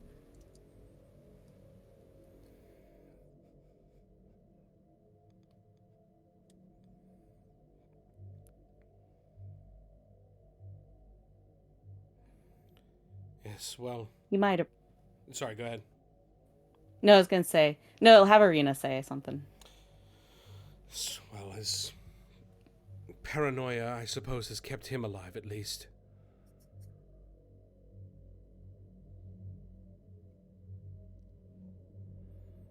Just don't let it smother you.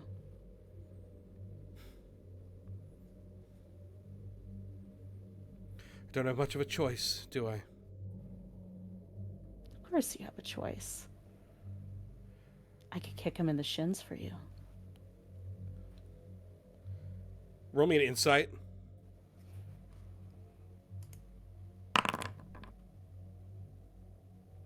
$14. She is not in the mood for a joke. Okay. Ooh. They withdrew. They withdraw. She get this with a 14. You can tell that she very seriously means that she feels she has no choices. That little moment that you guys shared in in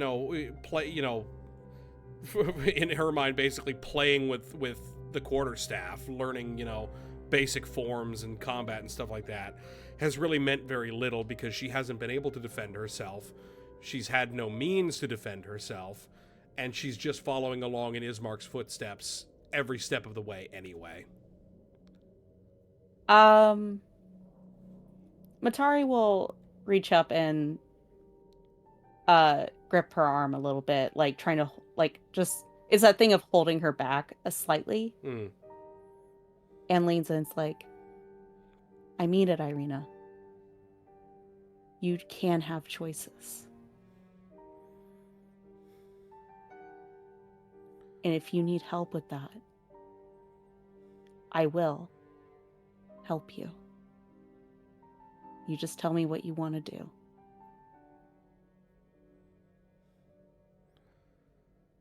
Roll me a persuasion.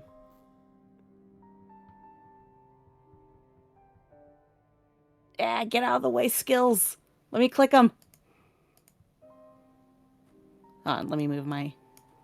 It's doing a thing where a pop-up comes up, and then Right. it's like, you mean this, right? No. Ooh. Not great. Can I use an inspiration? Yes, you may. Come on. Better. 21. 21. 21. She says, look, let's just speak to the priest for now. And perhaps we'll have a better idea. He might be right after all. This might be a safe place. Safer than home, at least. Mm-hmm. They'll give her a nod, and let go of her arm. Just doing the, I accept your current choice. As you all get closer, is Hira still up in the front of everybody, or did Hira hang back? He would probably have started to hang back. Okay. And like slap Ritter's shoulder with like the back of his hand, like sort of like, hey. Jingle, jingle, jingle. Yeah. What? Yeah, I'm going. Shit, I brain farted. Give me a second. Mm. I'll be here in a sec. Right. Do you think that there's a place for Ismark and Irina here? I didn't want us to stay in one place. I thought we were going to fight. We talked about that. He gestures a hand off towards Ismark when everyone else was still asleep. But he fell back to this whole, we're just going to Vallaki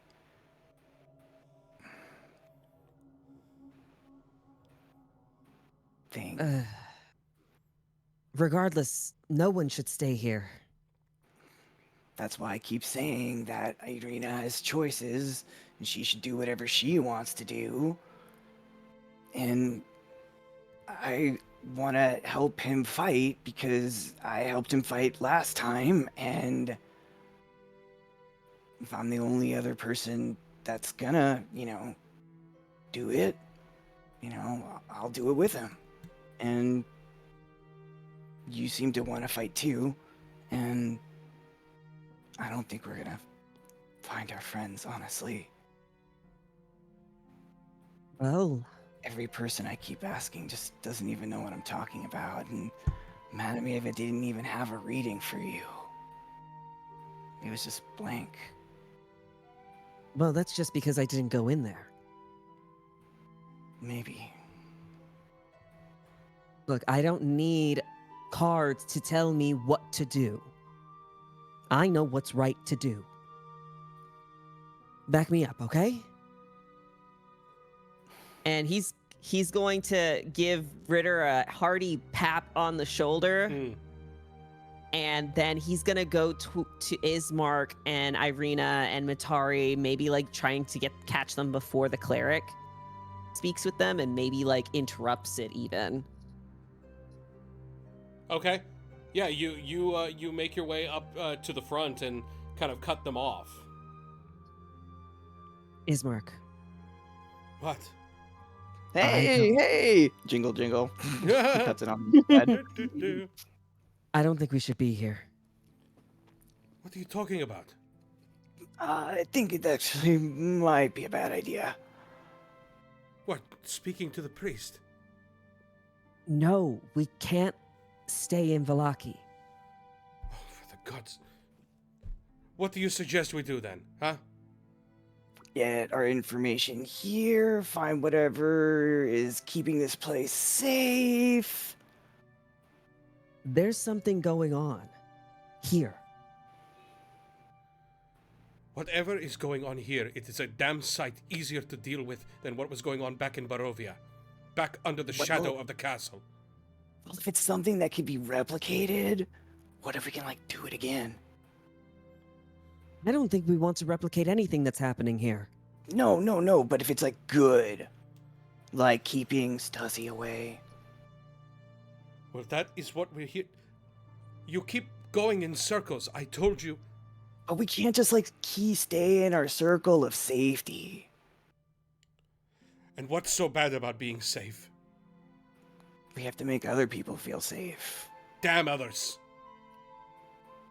I'm gonna pinch him because I have my arm around his side. I am sick of pretending. I am sick of pretending that it is more important for others to be safe than my sister. So you you even don't care about us? You. He gives him big eyes. That's not what I mean, and you know it. do you even think that Arena will be safe here? Safer than she was until we figure out what to do. You can't just do things to make her safe. She has to make herself safe. What, out on the road? In between It's towns very- where all the beasts roam? Look, he can't keep eyes on us 24/7. Yes, he can! No, he is the can't. land! He is Barovia! And he's also can bleed. He pinches him again. You can see Ismark. he's genuinely starting to get a little pissy about it. Come on, Ismark. Do you remember what I told you back in the manor before we buried your father? About having a plan in case things aren't as they seem in Volaki?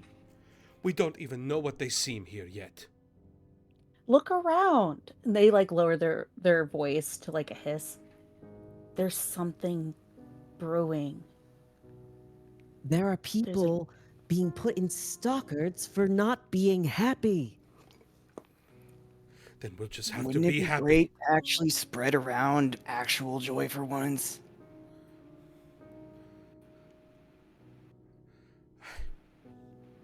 Let me roll persuasion. Yeah, go ahead. I'm gonna use my shitty inspiration. Hooray. I'm gonna fucking roll. Give me my extra d6. Give me my knowledge of a past life. Give it to me. Roll it. No, I don't want 2d6. I want 1d6. What do you mean you won't roll it? It's being stupid. The macro thingy's not working. Oh no. Really? Just What roll the does it say? d6. It says error. Just roll a d6. Yeah, you might have to attach your knowledge to a normal thing. To like a roll beforehand or something like that. Yeah, I'll do roll 1d. Okay, there we go. Cool. Plus 3. 21. 21. 21 Okay, again. He says, What is it? No, give me the scene. the scene? Well, what do you... Oh, I see. What do I get? What do you get from your knowledge of a past life? Wouldn't Julian's it, going to use this constantly, so you might as well be ready. I know. Please. Wouldn't it be I great learn to... anything? What did you say? Wouldn't it be great to spread actual joy around, or was that Matari? Me. That was you. That was Ritter. You said that, and you get this kind of like... You just keep having these stupid fucking That's So Raven flashbacks, I'm realizing. Where you fucking... While persuading Ismark. Always while persuading Ismark. You remember a similar argument that you had. Not with Ismark. Mm-hmm. In fact, as you say that and you kind of look around, you make eye contact for a brief moment with the priest. Oh no. And you remember... That's So Ravenloft is pretty fucking good. I just read the chat. That's so Ravenloft is really fucking good. Oh my god. uh, Oh my Next god. episode, Yes. dude. I can make anyway, t-shirts of that. you make eye contact with the priest, and you remember an argument that you had before. Not even really an argument, just an impassioned conversation that you had with this man, who you remember's name is Lucian.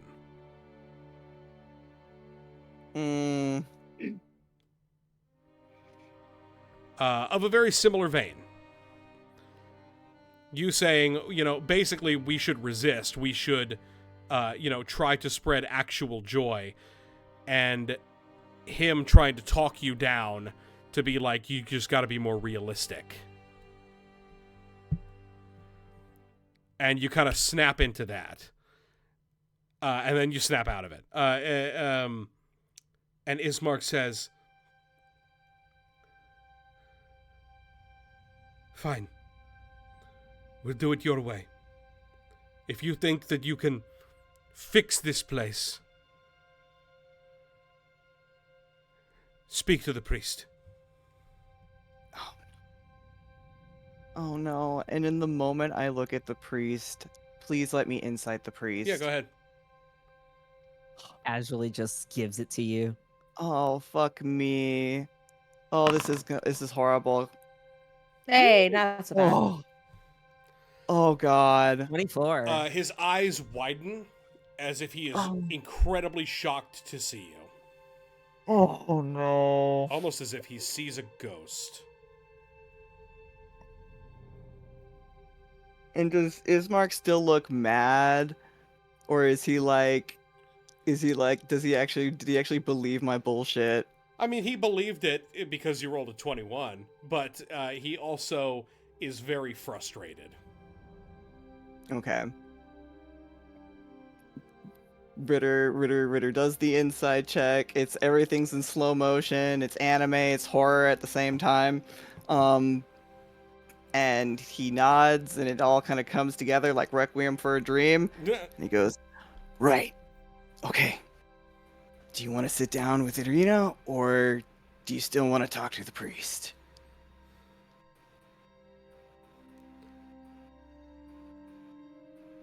He's saying this to Ismark. Yeah, he thinks for a bit and he says,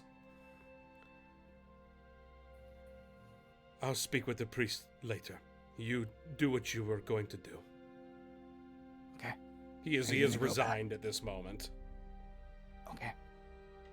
He kind of just paps him gently and he watches him walk off. It's very funny because I imagine the height difference between these two is very, very stark. Yeah, how tall is Ritter? The height, he's like 5'6". Yeah, Ismark is pushing 6 foot. Yeah, so it's interesting. It's not too But big. he's a sloucher. He's a sloucher. Oh, okay. So he's like haunched over him. Yeah. Very kanji Tatsumi. So that happens, and then what does Lucian do? Does Lucian do anything else? Yeah, as you kind of turn like you're gonna make your way up to him. Remember, you're still kind of incognito here. Yeah. He puts his hands on the shoulders of the woman he's speaking to and says, Wilhelmina, I am afraid I must attend to other matters now, but we will speak of your son on the morrow. Have faith. And she will nod and say a quick blessing and thank the priest and kind of embarrassedly shuffle off to the side. What do you do? Ritter is gonna bow his head down, and I'm assuming he has a new cloak or whatever that the people probably gave him. And he'll kind of murmur, I think I have our way in, and Lucian knows me. So, we can go up now. And he kind of grimaces as he watches the woman walk off, as he wonders who her son was.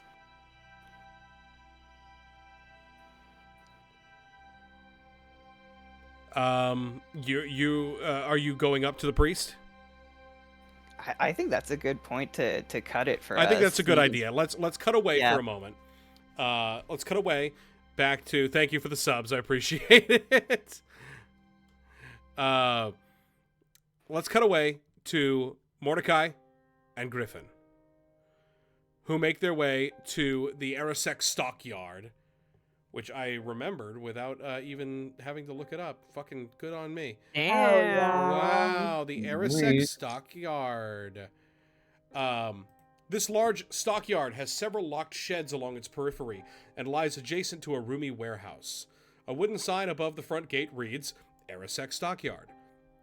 Parked at the south end of the stockyard is a sturdy carnival wagon, its colorful paint peeling off.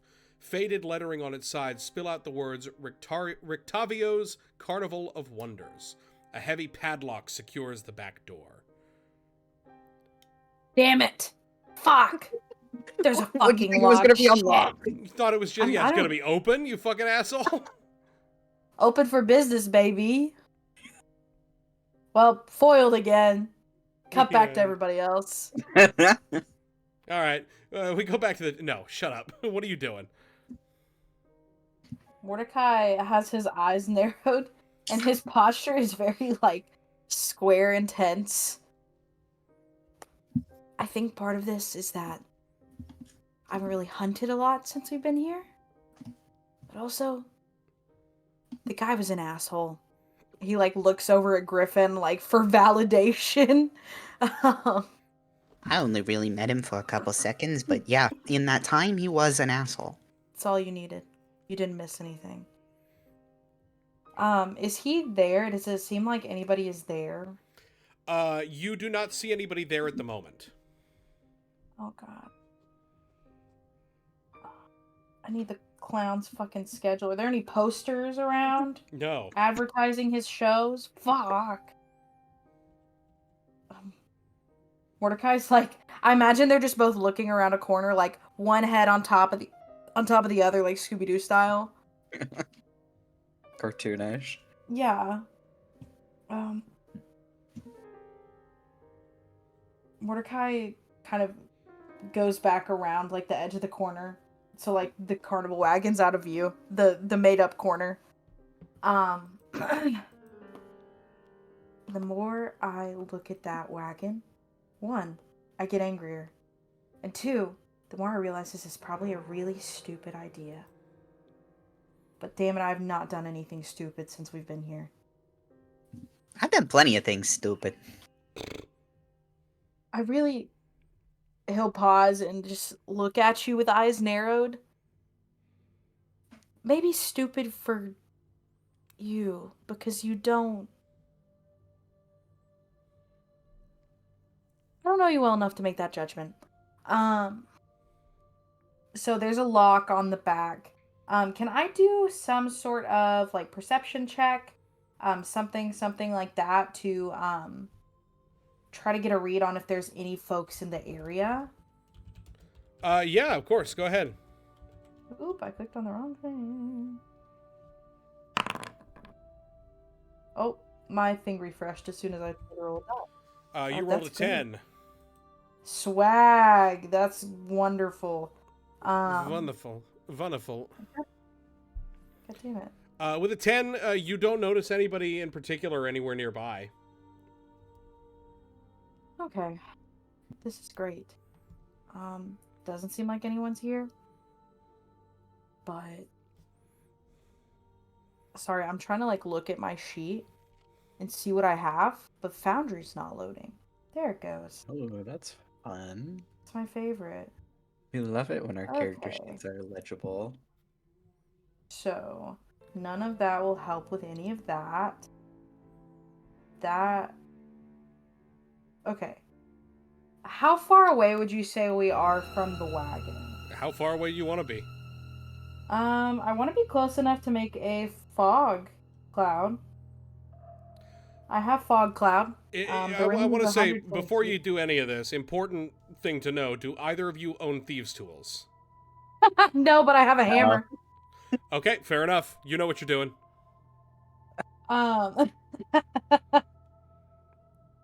Oh wait, is that concentration? Are there any crows in the area or any other birds? What the fuck kind of stupid ass question? Roll me Listen, a fucking another I have a perception check. point. There's a purpose in all of this. Fuck.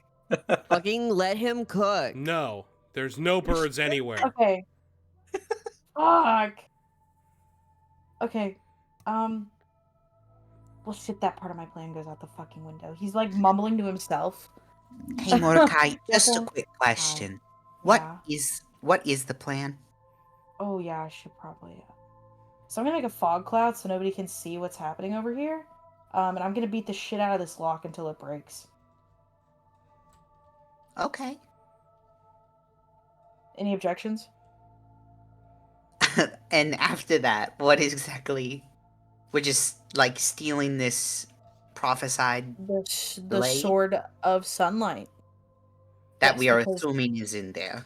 Because the Because purpose someone- is twofold, Griffin. Purpose Uh-huh. is twofold. And he points a finger at you. Not like accusatorially. First part of this plan is yes. Supposedly there is a great and magical weapon in that clown car. Secondarily, I would love nothing more than to steal from this guy because he's a dick. I can at least bust up his fucking wagon. Right? It's a win-win. Sure. Griffin, you sound like you have questions. I have plenty. Mainly the guy's not here. So, what's the joy in, making him upset about anything if we can't rub it in his face a little bit, I guess? You'll understand when you're older. What do you mean when I'm older? Mordecai laughs. This is like the most lighthearted you've seen Mordecai like the whole time. It's like he's trying to have fun with this. Maybe the town has gotten to him a little bit. Mordecai has a permanent smile etched on his face. No. He's just trying to make himself feel better, you guys. Then do something, coward. Okay, I'm gonna cast Fog Cloud. This around is the happening cart. in real time, my funny friends. I got a clock on you. What? Okay, I'm casting Fog Cloud on the thing. And then I'm going to sneak over to the best of my ability Roll and me then make a stealth lot check. of loud noise.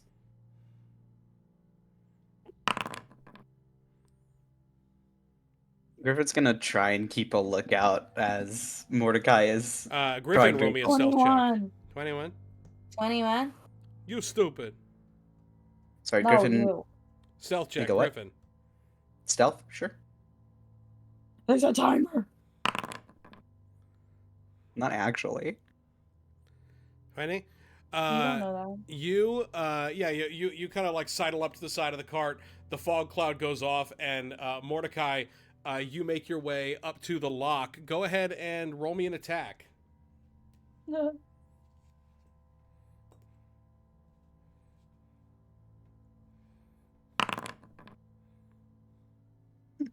What the fuck? That is enough to hit it. Roll Thank me God. damage. Okay. It's weird you have to click on this. Oh, there it goes. The hard part is beating its toughness. Because that's Exactly. how you break it. 5 points of damage. 5 points of damage. Jesus Christ. Is that correct? I don't know if that's right. Why did it Correct, roll right? like that? Why did I do Hang it It on. is plus 1d4. Yeah, Why is but it plus why is 2 it plus plus 2 2? plus 2?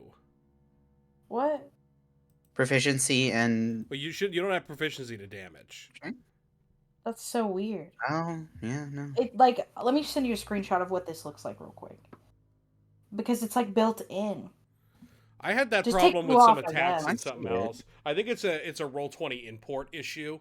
So we'll take 2 off of that. You deal 3 points of damage with a loud clang, but it does not seem to give.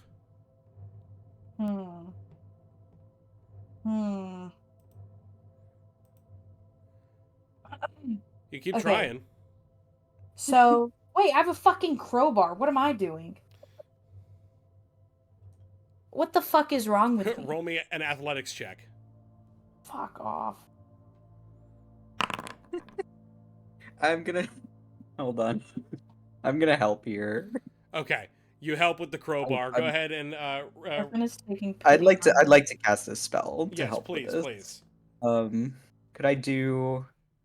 Oh damn! Which of my fucking spells is it here? It's the fucking. It's here. I know it is. Griffin's like flipping through a book while Mordecai is like trying to pry open this fuck ass wagon. It's bless, I believe. Bless, explain. Whenever the target of the spell makes an attack roll or saving throw before the spell ends, they can roll a d4 and add the number rolled to the attack roll or saving throw. Cool. Go ahead and roll me a d4, Mordecai. Oh god, how do I do that on here? Click the triangle. Oh, fuck! You try to give that hasp some effort, and it is just not budging. You're gonna have to roll me another athletics. I have one more idea if this does not work. Oh my god. You can roll another d4. Can I use a fucking inspiration? Yes, always. Why are you not? I don't know. What the fuck? Roll me a d4. Just scream! There we go. With a 15, you manage to finally pop the hasp off of the back of the wagon doors, and pull them open. Inside, you see a lot of what you would expect to see, like costuming, and there's a vanity, trunks and trunks and trunks and trunks and trunks. Oh, fuck me. Fuck. I didn't think this far ahead. I didn't think I would get this far. Oh. Yeah, I'm a ranger. I'm not built for this, huh? Well, are there any okay, does he have any animals or anything in here? Nope. Does he have a monkey? Fuck you, he should have a monkey. Yeah, he should have a monkey. Are there any mice living in here? Nope. Surely there's mice. Fuck you. Are there any bugs outside? No. No bugs at all. You're in a fog cloud, you're robbing a cart, you're doing this. Wow, he keeps his cart very clean if there's no buggies. What do you Exactly. desperately want? Why do you want to speak to an animal so badly right now? Well, first, here's what my thought was. Are we gonna have some birds keep lookout? And Well, have them screech? You rolled shitty. I did. I'm not hey, you wanted to know what I wanted. I know. Now, I'm asking about the mice and the bugs in the cart because if there are trunks, then surely some of those fuckers have been in there. Okay, roll me a nature check. See, there's a method to my madness.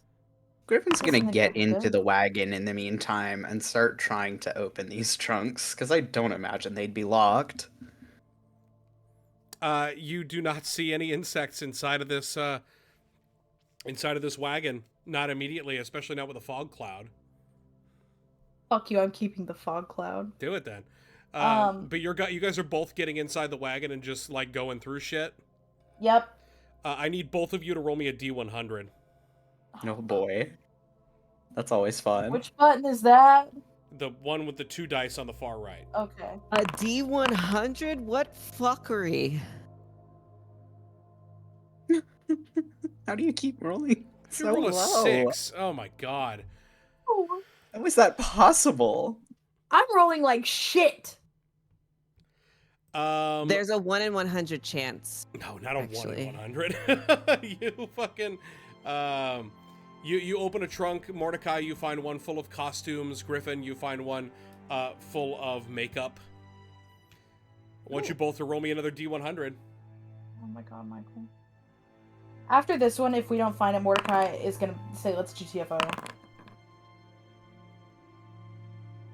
Yeah, you search through a couple other trunks, you pull them open, you see absolutely nothing. You see no weapons, you see nothing even close to what would look like a sword made of pure sunlight.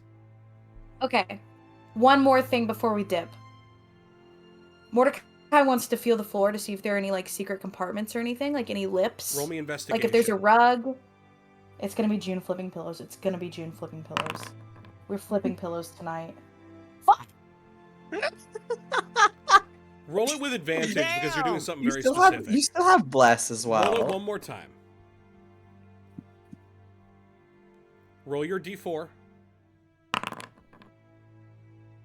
What the fuck? I'm I'm not rolling on here. This is shit. You get down and you flip over the rug No!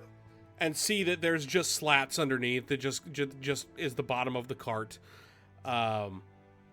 Nothing that you can see of any terrible import, unfortunately. I need both of you to roll me perception one more time while you're in here.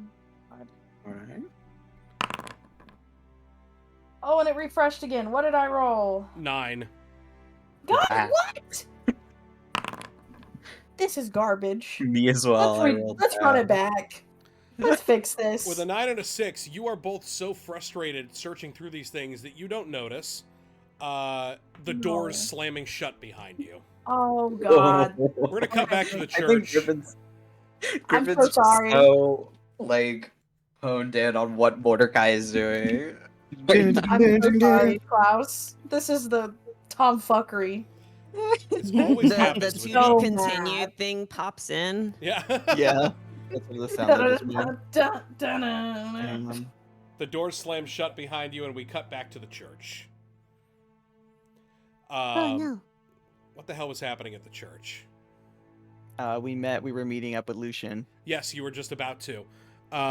Ritter, what do you do? Yeah, I think I guess like what does the group want to do? Like after what Ritter said. What did Ritter say? I That ate. he knows Lucian. And then Oh, Ritter will kind of like adjust his little hood and he'll be like, and he saw me talking to Ismark. Well, the cat's out of the bag. Yeah. let's go. Walks going. I think as everyone starts heading off, Ritter is gonna gently tap Irina, Okay. and he's gonna try to make eyes with her, and then he's gonna gently kind of motion it for her to talk real quick. What? Hey,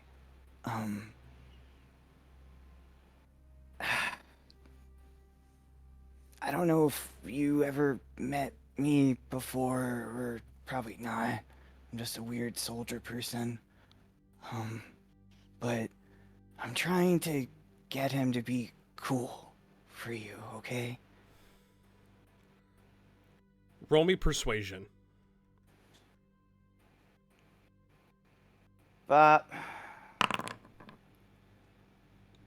Yay! 21! Anyone? She says, I know it's just hard. Thank you, but I fear that very little will change Ismark's mind. It's not about changing minds. It's about, I don't know, enduring hearts. And he smiles a little bit. Look, if you wanna, if you don't wanna talk to the priest man, you don't have to. It's kind of like how I talked to him before. So, if you don't want to talk to him, if you want to go sit down, you can. But if you also want to learn more about fighting back, then you're free to come along, okay? And he just kind of smiles and She gives a pensive nod. he'll just kind of keep walking on and give her the freedom to come along or not. Yeah, she'll kind of hang. She'll stay where she is, You guys are all not that far from the priest anyway, so she'll stay where she is for now, and she might approach in a minute. Okay, cool. Okay. Ritter, do you want to go up to Lucian? Yeah, I guess so. He's still gonna keep his hood over his head. My God, And he'll wait. it's you. Yeah, it's me. He's pretending like he remembers. How is this possible?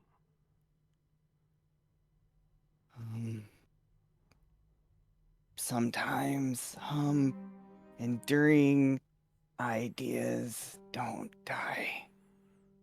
Or, they're not allowed to. Roll me an insight check. Excuse me. What happened before that makes you so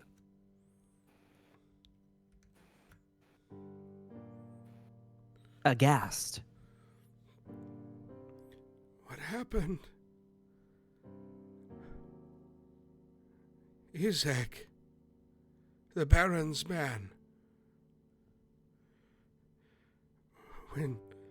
When you, and he references Ritter again, he says, when you came to me, that time ago,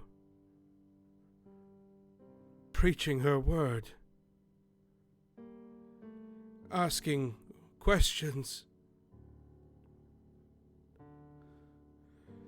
and the Baron wouldn't have it. I saw the Baron's man beat you in the square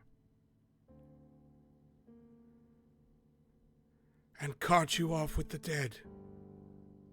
3 years ago? No, it had to have been.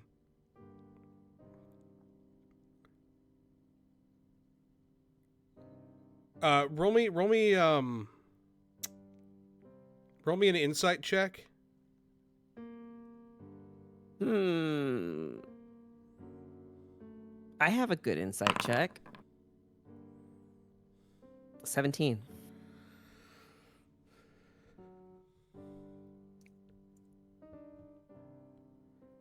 No, this was before all this.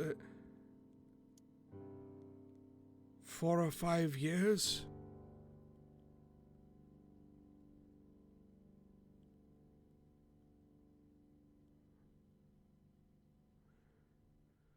How long it was doesn't really matter. I'm here now. And, I'm not gonna talk about her if that's gonna make people upset. We are I'm both here. reflections of the same light, child. I just wish you had spoken more quietly, but my heart can rest even knowing that you still live.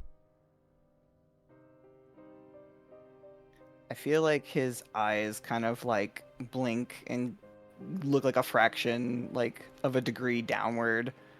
That kind of say otherwise if he were to like insight himself. Yeah, roll me a actually, let's call it a passive deception check. What's your what's 10 plus your deception modifier? 10 plus my deception. Where is my deception? So it'd be 12. He doesn't really seem to grok that like very, very minute thing. He kind of allows you to continue. But you can roll me an insight check if you would like. Okay. Ooh. 24. Fucking hell. Okay. What he said confirms it, even more so than what you found on your person, what you have relinquished at this point. That you were here at one point speaking of her, preaching her word, which must have been Seluna, the goddess of the moon. Got it. And what he says, that we are both reflections of the same light. As a worshiper of Lathander, Seluna's grace is Lathander's reflected grace, just seen from a different angle. They are quote unquote ally gods, if you want to call them that. The faiths are very similar, Right. and he's kind of like recognizing that with you. And it gives him a little squidgen more information that Perhaps- what he doesn't remember. So it's not legal to preach another god, and it's punishable to not smile. Am I getting that right? Oh, it is fair illegal to do many things. Frowned upon as it is to preach, I, for better or worse, have a special immunity. You see, my sister is married to the Baron. And for what that is worth, it affords me certain, I dare say, luxuries to continue practicing.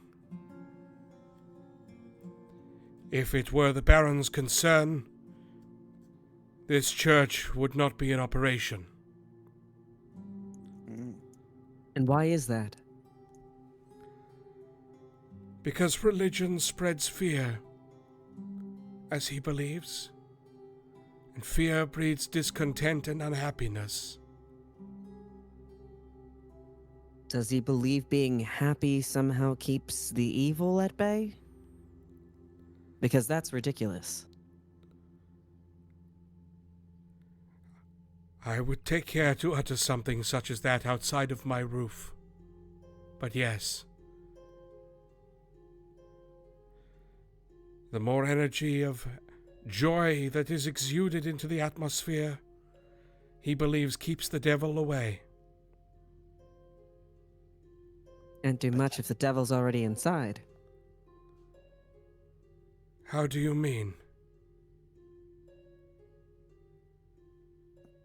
Actually, I don't know. I've heard it in my schooling teachings, and sometimes I reflect on the teachings and... No, it is quite all right. For a moment there, you don't even need to insight this, for a moment there, he was terrified. You're actually making a dig at Matari's expense. What Devil. the So- fuck? But that can't be the case. He's not actually manifesting real joy. There has to be something that's actually keeping Stuzzy away, right? Like maybe like a prayer that we can do, or sacrifices, or I cannot say. That's fine. I can help figure it out. Can I insight that? Yes, you may. We all incite the man. Yeah, you all can give it a go if you'd like. Nope, here to I'm trust rolling him. a lot of 14s. Fair enough.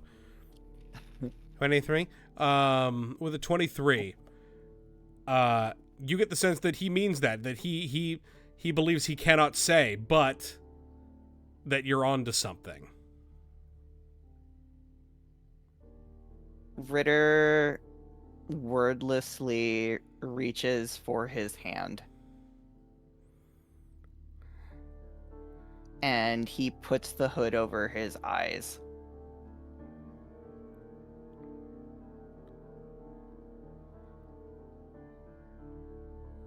He cautiously takes your hand.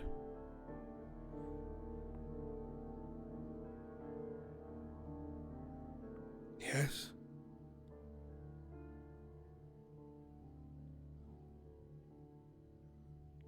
What is Ritter doing? Okay, he takes my hand. Okay, he took my hand. Can I do something? Can I? What are you trying to do? What is happening here? If he can't tell me, can he tell me another way? That's what I'm trying to figure out. Like, can he tell me another way? He might Like, not even know. yeah. He might not even know what is going on here. He just knows that something is happening. I'm gonna use detect magic. Interesting. But Detect magic. For the duration, you sense the presence of magical effects. There is a latent holy magic about this place. There is a latent consecration, but it is very faint. Well, it's not Jesus. Who? Who? It is very faint. D&D joke. Roll me an Arcana check or a religion check. I think I would be better with religion, and I'm gonna add my last. No, I don't think it'd be fair to add my knowledge of past life. I'm just gonna roll straight. 15. With a 15, you get the sense that whatever this energy was once stronger, but is waning.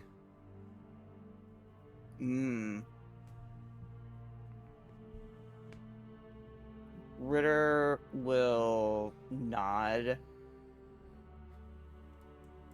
and he'll say, if I can make it stronger, I want to do that. To apologize for what happened. No, it is I who should apologize, my child.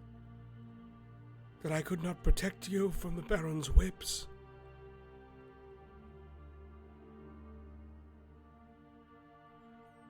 But what you... Sorry, go ahead. I still want to... What you say is true. There is a force that keeps this place safe. He keeps his voice very, very low for this. He says,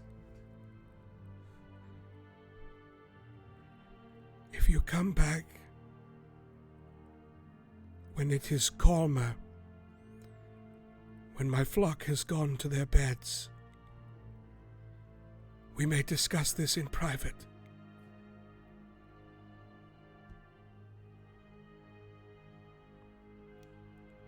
We can come at night if you want. That would be best. Just avoid the guards. Their curfews are very strict.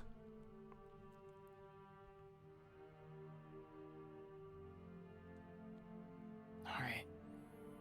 Thank you, Lucian. He kind of makes like the Lathandrian equivalent of the sign of the cross. Mm-hmm. I don't think Ritter knows like any signs. Probably so not. I think he goes to brofist him. He taps your fist. Yeah. Lucian gets hit.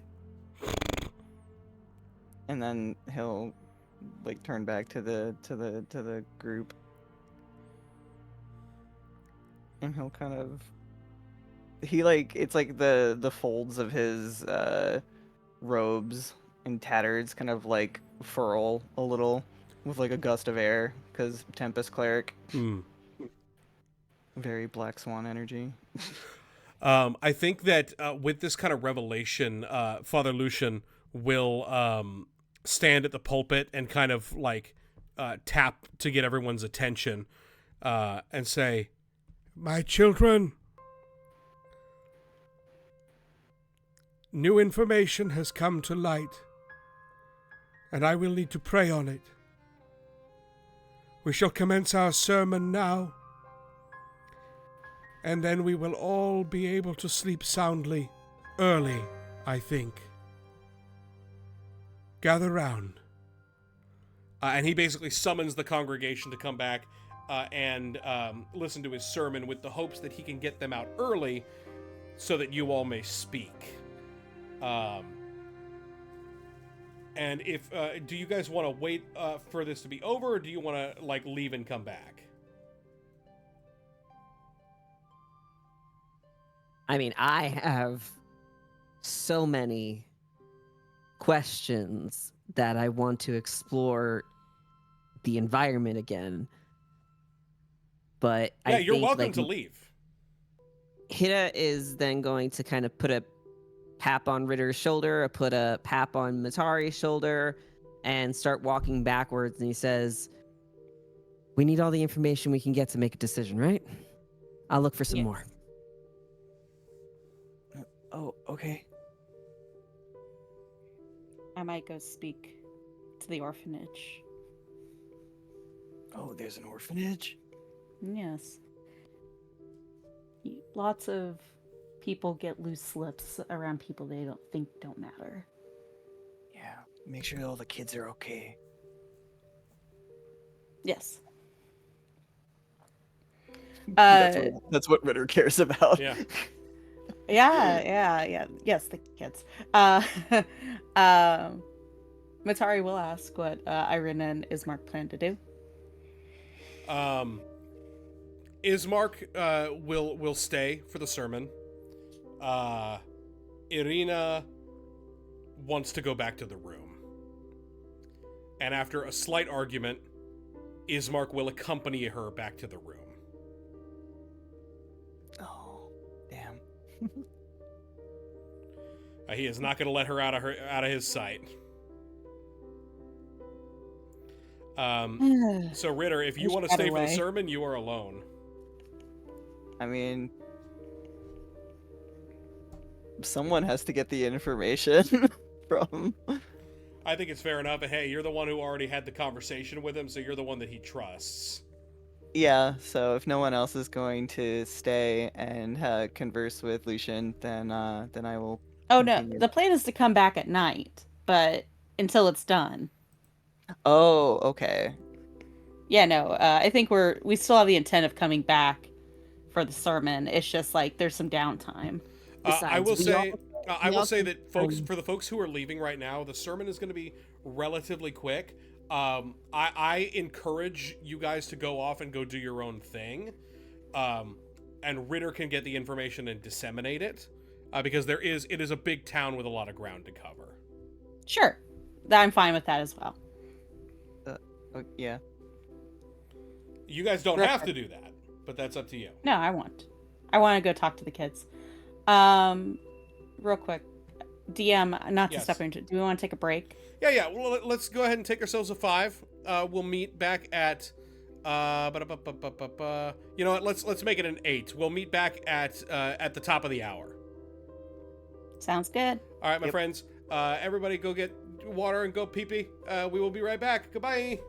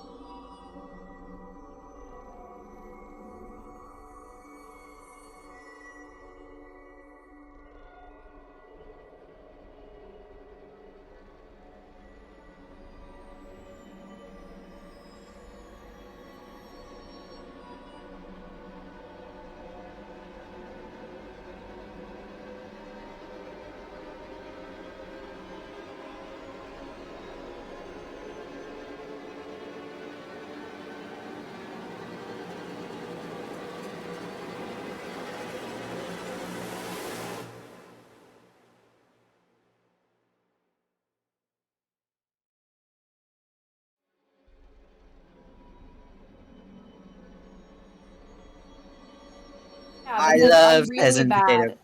I Every time we love do it- slop. Shut the fuck up.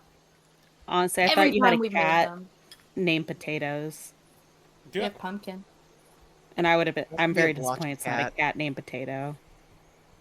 We've tried to make like real mashed potatoes several times, so they never taste like anything except just potato. Fucking put Oh, I butter will and sour teach cream you. in there. Yeah, Yeah, butter, what's wrong sour with cream, a you? little bit of buttermilk. Get some Buttermilk is good, oregano yeah. in there. Fucking buonissimo. Well, you need fucking 3 ingredients besides potatoes. It's fucking butter, it's sour cream, and it's garlic, and you're done. Wait, I'm telling you, we've tried. I also cannot make chili to save my life. Dude, chili's so easy to make. I know, Michael. I agree with you. I don't know what happens either. Like there Taylor's has been to be. cursed. Taylor's been I cursed am.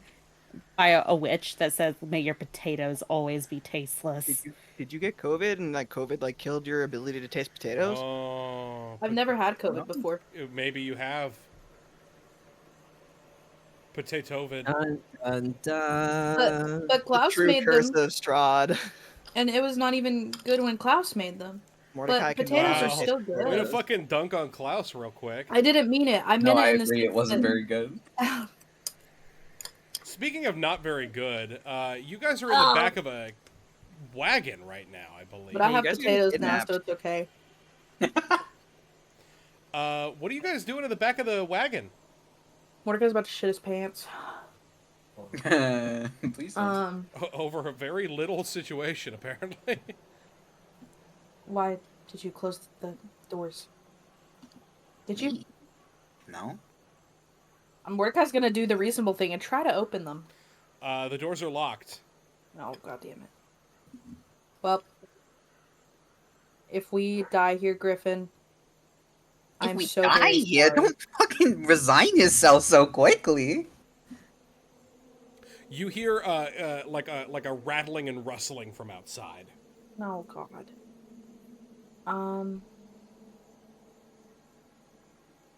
Let me look at Mordecai. There's not gonna be anything useful on there. Is there any like? Okay, was Rick Tavio jingly? Did he have any jingles? Nope. Fuck. I can't give you everything you want. Are there any handles like on the door from the inside? Like, can you open these doors from the inside? Yeah, I mean by pushing. Mordecai's gonna try to push again. They are locked. Are you trying to break out? Yup. Roll me athletics. Oh wait, actually, Mordecai's gonna keep looking through trunks. Because if we can find that sword, Griffin, then we can just set this on fire. I have a regular sword. Both of you Yeah, but- roll me D100s. If indeed you're both looking. Fuck it, we ball. Okay. I suck. I have not rolled above 47. Oh wow. Okay. What the fuck? Convinced that these dice only roll like 3 different numbers. Funny one. Anyone? Exactly. That guy's dead. Griffin got 46 last time. Mm-hmm. You hear from outside more jingling and more rattling. The wagon itself starts to rattle a bit. Oh god. Like we're moving? Not yet.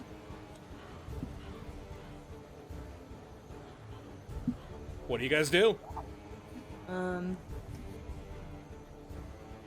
Fuck. What's the plan here? I'm gonna start swinging at the door Just with a sword? and get it open. With a sword? Just with the long sword, yeah. Yep, roll me an attack. I'm gonna try two-handed. See if that does anything. Hey, if all else fails, I can set it on fire. Wait, who's what's attacking? I had to walk away. I'm trying to open the door Break with a open the sword. door. They're attacking the doors. These are vicious doors, I'm sure. They Yeah. really are. Roll your attack, let's go. fuck? God. Why? It just kind of glances off the wood.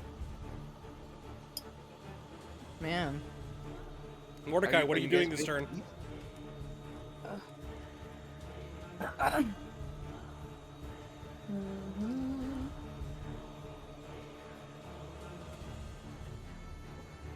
So, are these doors made out of wood? Yes. Okay, I'm gonna get one of my stakes, and I'm going to put it in like the little indentation where the two doors of the wagon meet, Okay. and I'm gonna whack it with a hammer. Okay. Go ahead. Roll an attack.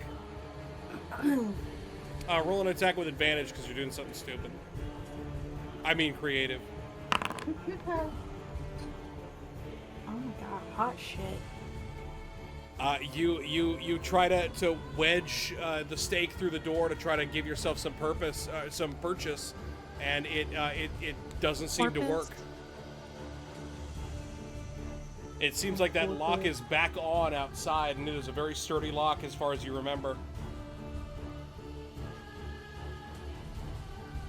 The wagon continues to rattle. You hear roll me a perception check, both of you. It's gonna be bad. On it now. Fucking finally, thank you. 21. With a 21, you hear the telltale sound of a horse being drawn to a wagon.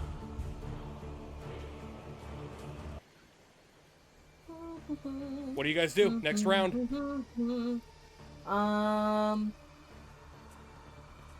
Mordecai's fucking trying everything.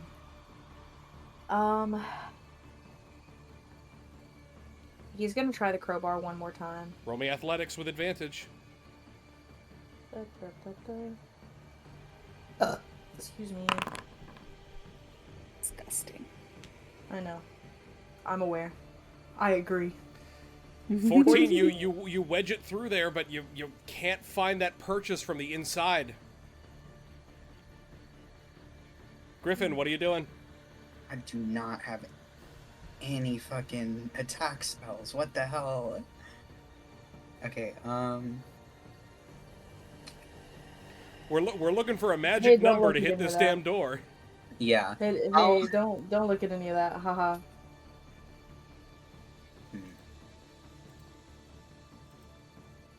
I'm just gonna try another attack, I guess. With your longsword? I don't have a whole lot else I can do here. Okay, give it a go.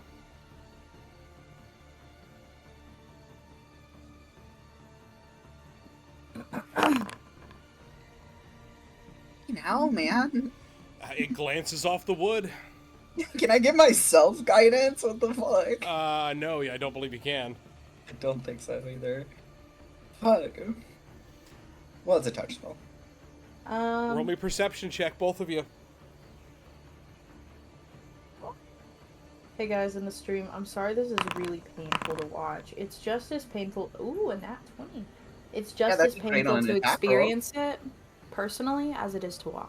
Yeah, with a 22, it wasn't a difficult check. The cart begins to lurch as it begins to move. What are you guys doing next round? I'm gonna try and throw my full body weight against the door. There we go. Roll me an athletics check. Can I coordinate?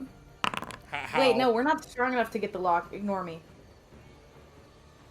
15. With a 15, you rush your body against the door, and you hear a loud crack. It's not quite there yet, but that is a good hit. Mordecai, what are you doing? I might do something stupid. What else is new? Okay, real quick. How long does this last if I do it? Don't read that! Stop clicking things. It's stupid! Okay, so I can end it myself. Hey. Hey, Griffin. Hmm. I'm about to do something. Maybe just Throw yourself against the door. It's coming open.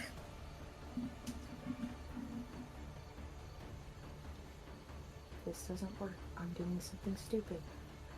Please don't. Please do something Mordecai's not gonna- stupid now. Gonna try to fucking take a crack at it with the crowbar again. Give it a go. Athletics with advantage.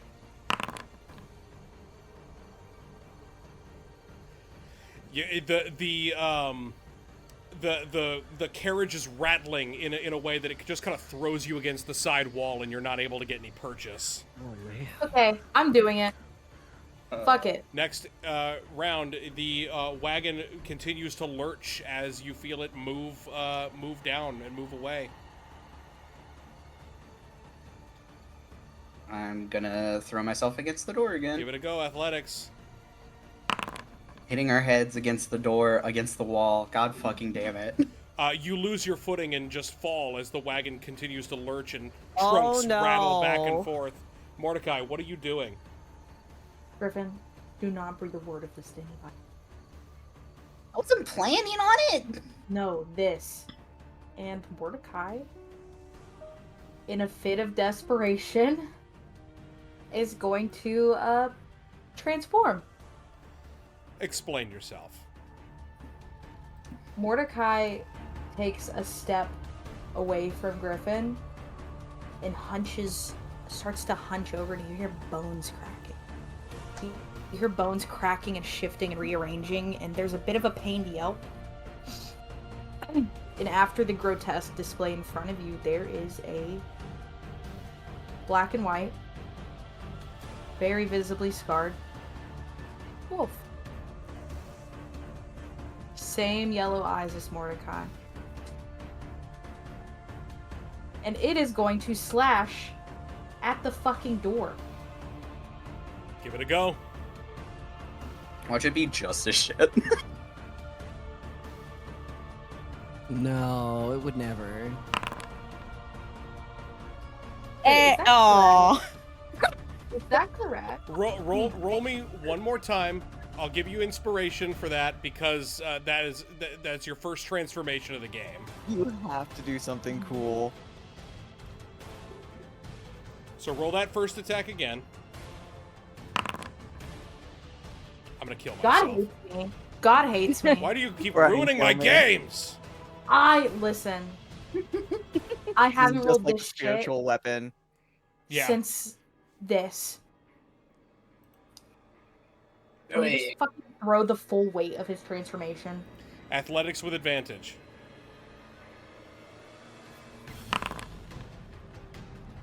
Oh my god! And then Jesus Griffin Christ. goes, "Oh my god, he's cute." Oh no! You try to throw your full weight against the wagon to absolutely no avail. The wagon continues to lurch down the road. Next round. There's lots of growling, snarling happening. He's such a cute little boof. Griffin, what are you doing? Keep in mind that there is now a werewolf inside this fucking thing with you. There I think certainly he's is. really cute.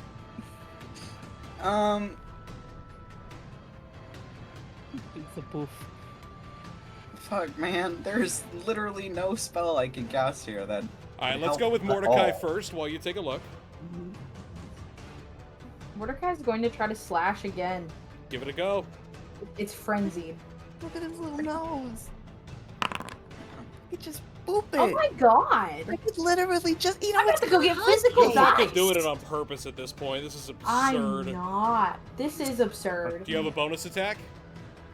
Yeah. Give it a go.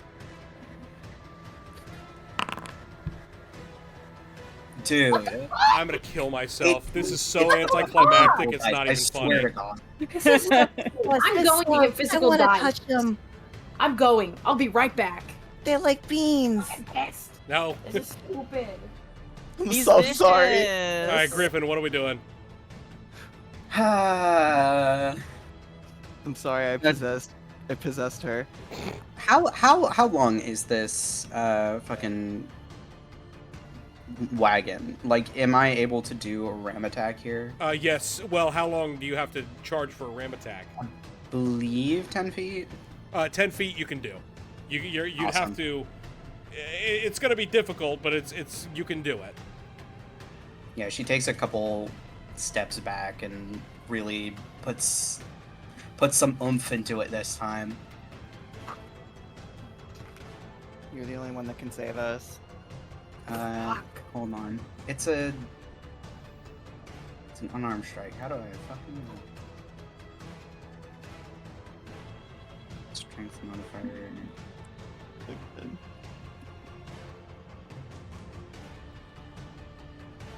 And I add my proficiency, yeah. Yes. So it's just a strength attack.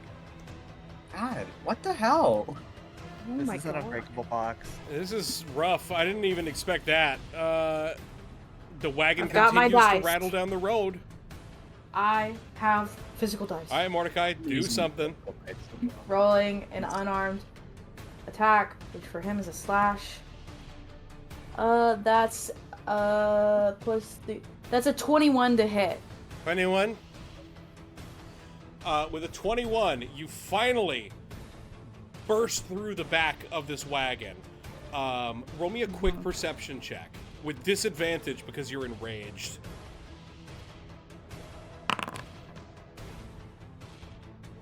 Oh, now I roll decent. Now I do. What the fuck?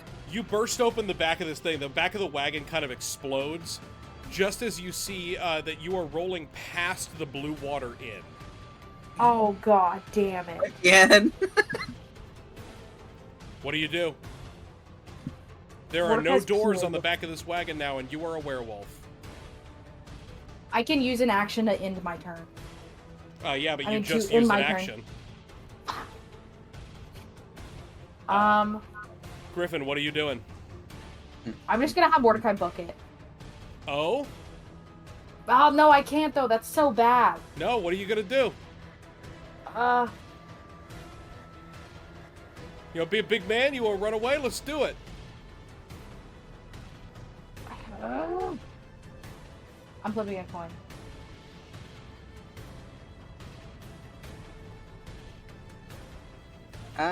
Do I still have that cloak that we borrowed from the Yep. Water Inn earlier? Yep. I'm gonna throw it over Mordecai. Okay, Mordecai now has a cloak over him. Mordecai, what are you doing? Are you booking it? Are you running? Because right now, if you stay where you are in full view of absolutely everybody. It's daytime. He's gonna wait for a chance. How close to the barn are we? You're rolling right past the blue water, so it's about 30, 40 feet. As soon as, like, we are close enough to the alley, the nearest alley, Mordecai's dipping. Roll me athletics.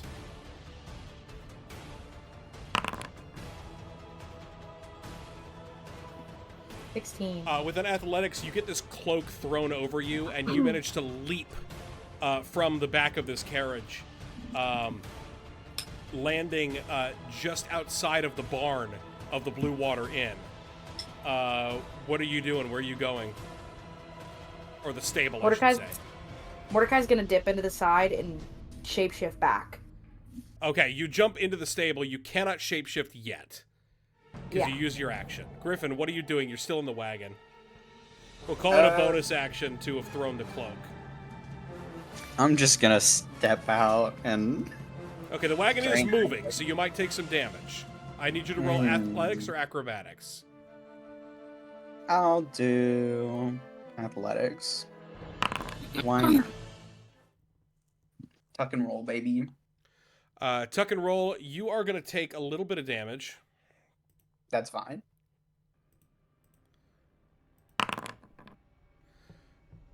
You're going to take 10 points of bludgeoning damage. That hurt me worse than the rock! Oh my god. As you kind of fall out the back of the carriage and it continues down the road without you, barely even... it doesn't even stop.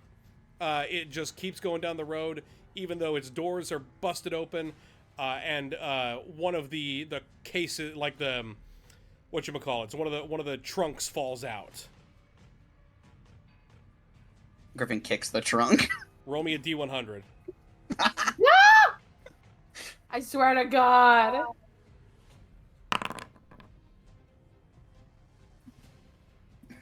And inside you see costumes and nothing else. Real helpful. Isn't Michael? Eh, Isn't Michael helpful? yeah, very helpful. I gave you a chance. I gave you so many chances. I gave you far Yeah, too that was many fine. chances. I'm aware. It's not our fault. It's Roll shit bad, roll ass better. luck. What the fuck? Maybe the chat would donate another extra box. An extra box. Our blind box. We're a package opening channel. Yeah. Another box gets thrown at my head. Unboxing tutorials. Wait, why do you need a tutorial to unbox? It says TCG all over again. Fuck that. Mordecai, you've dipped into the barn. Griffin, you kind of pick yourself up and dust yourself off from the damage that you took, just in time to see a large bearded figure rushing toward the stable. Oh my God. And that's where we're going to cut away. We're going to cut back to Hira leaving the church. Okay. What are you doing? Sort of like how Hida was making observations about the previous town. Thank you for the bits, Morgan. Box. Another box. Griffin, roll me a D100. Can I roll this one physically? No. No. If you get 100, we get the fucking dagger. Fuck yourself. Moving on. Hira.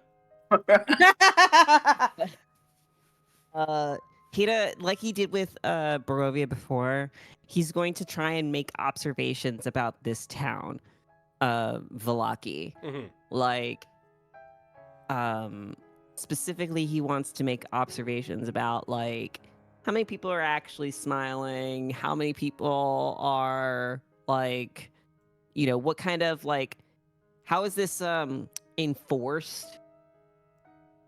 You know what I mean? Right. He's trying to figure out how is this law enforceable. Go ahead and roll me an investigation check. I know that's a really specific. I got it.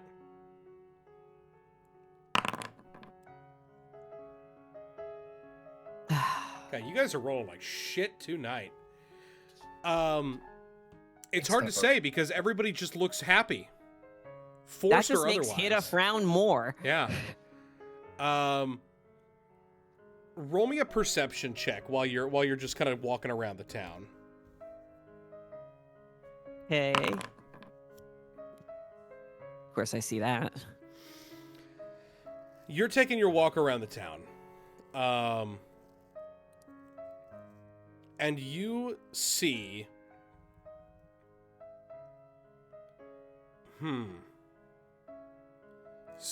you see somebody. Just some random person kind of staring at you from an alley. Hastu, we have tried. Unfortunately, the 3D dice rolls do not work with this plugin that we're using. So only we are able to see them. I know it's a huge pain in the ass, but it is the only way to get this stream to work, unfortunately. I have desperately tried to get the 3D dice to work. But until they update the plugin, it's just not happening, I'm afraid. Yeah,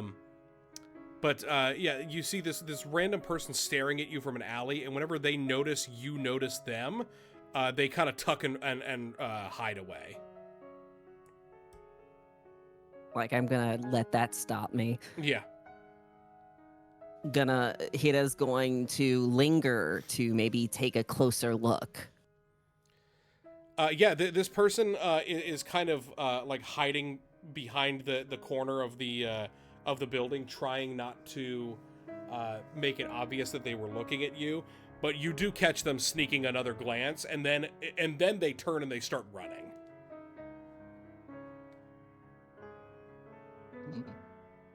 From the running figure, can I tell if the running figure is like an adult or They appear to be an adult. even curiouser? Well, I'm faster than them. I have a 40-foot movement. Yeah, you can catch up to him pretty easily. Hey, hi. Oh no, please, please, please! I didn't mean anything by it. Please. Relax. What's going on here? Nothing. I needed to see if the rumors were true. What kind of rumors? No, about you're him, aren't you? I'm who? You're the. I've seen you here before. Coming from the north. Dripping wet. The guards, they. I thought you were dead. But you're here. Hida's going to be taken aback by that because at this point now there's been 2 instances. This is the second instance in which someone has claimed that one of us was dead and came back. And as far as he's concerned, that's normal for Ritter. Less so for him. Killed by who? By the guards. I had thought they took you out of town. But you're alive, clearly. So that's my mistake. I'm so sorry. Tell me. What was I saying? Something. You were. I don't. Roll me a persuasion check.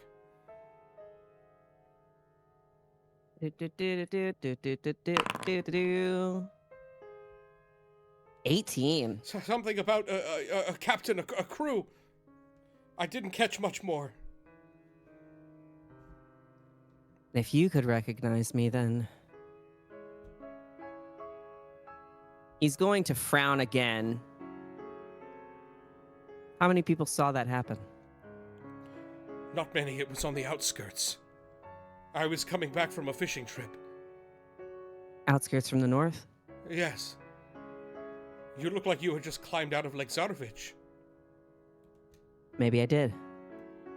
What? I said maybe I did. And then he's going to leave.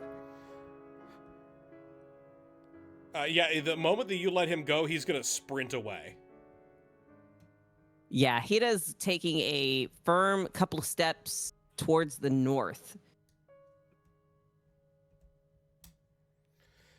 Yeah, you make your way north. What are you doing?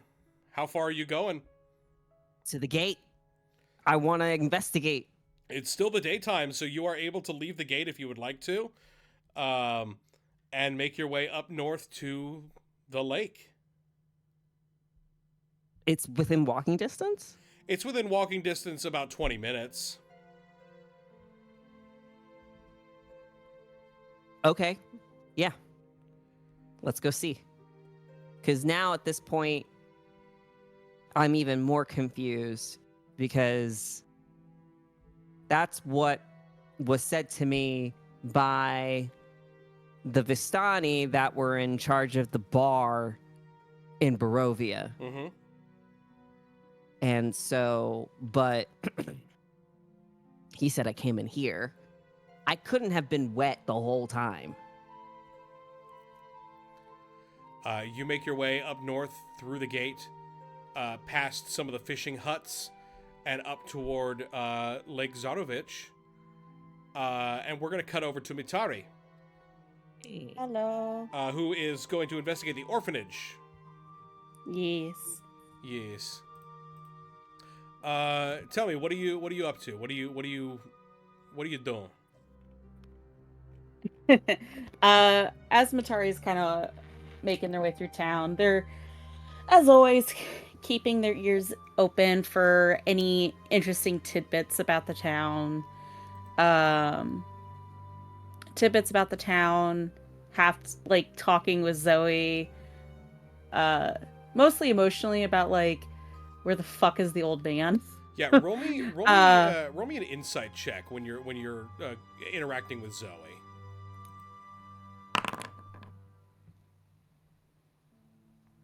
7. Zoe's keeping relatively quiet.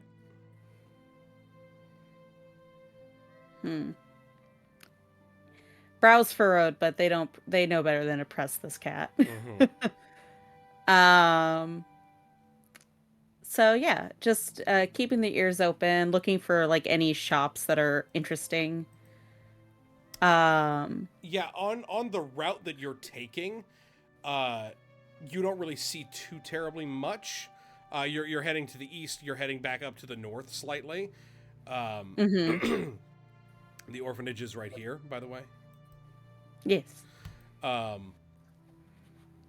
But yeah, you don't see any like too many shops. It's a lot of residential stuff. You get the sense that a lot of the shops might be just somewhere else in the city, but you don't see anything on your particular commute. That's fair. But you eventually make your way up to the orphanage itself. And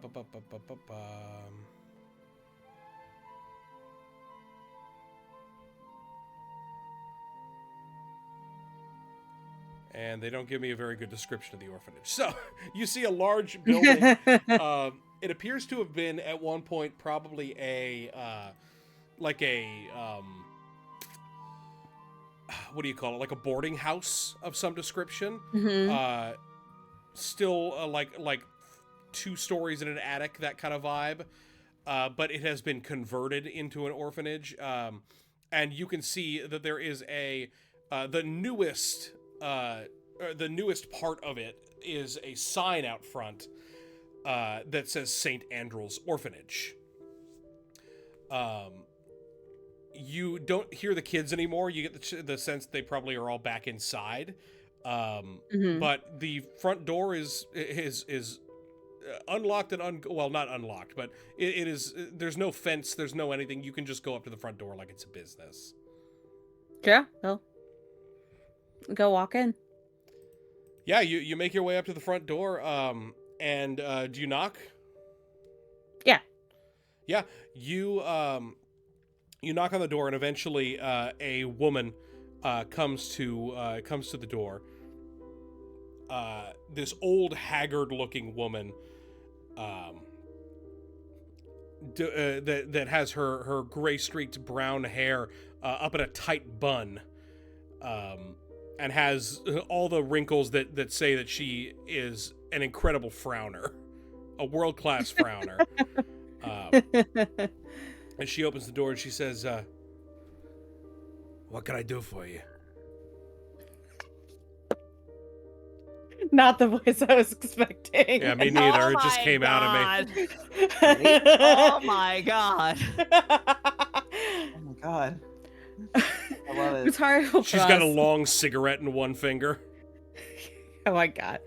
Matario will give a polite smile. It's like, hi, hello. Might seem a bit forward, but I was wondering if you could use some help for a couple hours. What are you talking about? You talking about cleaning up after the kids? If you need. I used to grow up on the orphanage circuit, so I try and stop by every now and then when I'm in towns. Roll me persuasion with disadvantage. That's the wrong thing. That one.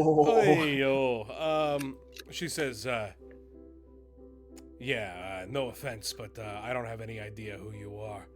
And I got kids to take care of, so if you'll excuse me. She makes as if to close the door.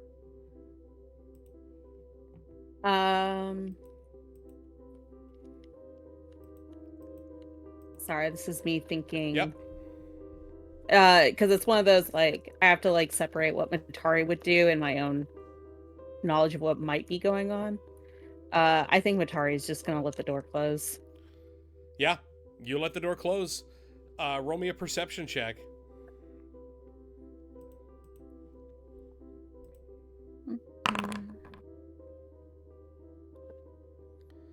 The door closes pretty abruptly in your face, and you're just kind of like left there trying to figure out what went wrong with that conversation. Mhm. Maybe the woman is just not amenable, just not a nice lady.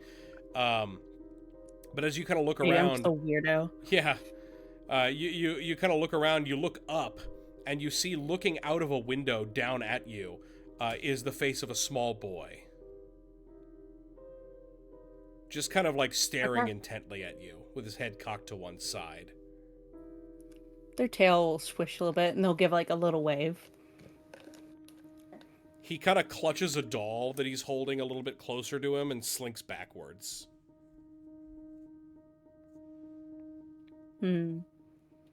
What's your name? They'll call up. The boy doesn't even make as if to open his mouth. He just kind of stares down at you. This is, you ever watch Breaking Bad? Yeah. You know that episode where Jesse finds the kid in like the crack den house? Mm-hmm. It's like that. It's this kid who just can't and doesn't speak.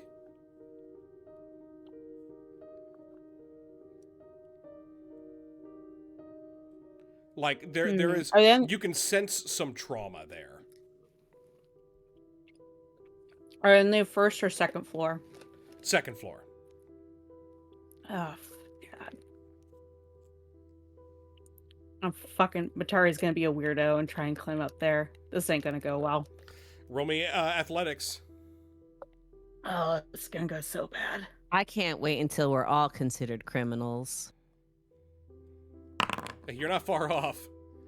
It should be working on very long. You're able to kind of scale the lattice work as best as you can to get up to that window. The kid doesn't really move as you do. All you can see is that he appears to be alone in what looks like the communal bedroom. Roll me a perception check or investigation.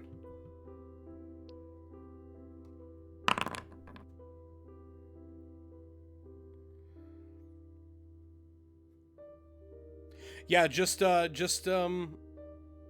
kid just kind of staring blankly at you.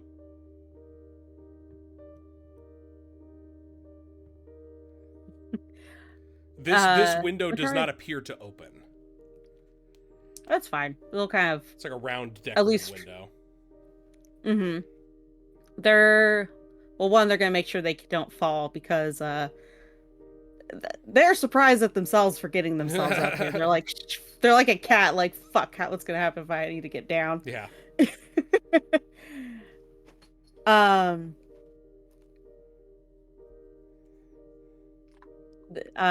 they're kind of like look at the kid for a little bit.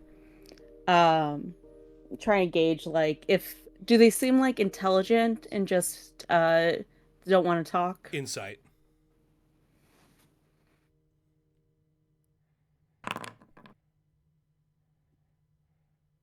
$18. 18.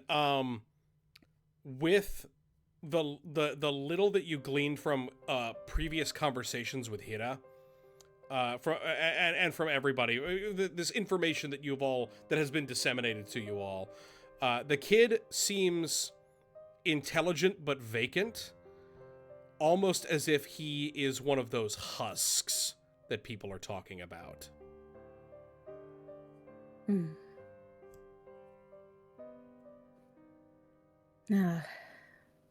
Poor thing.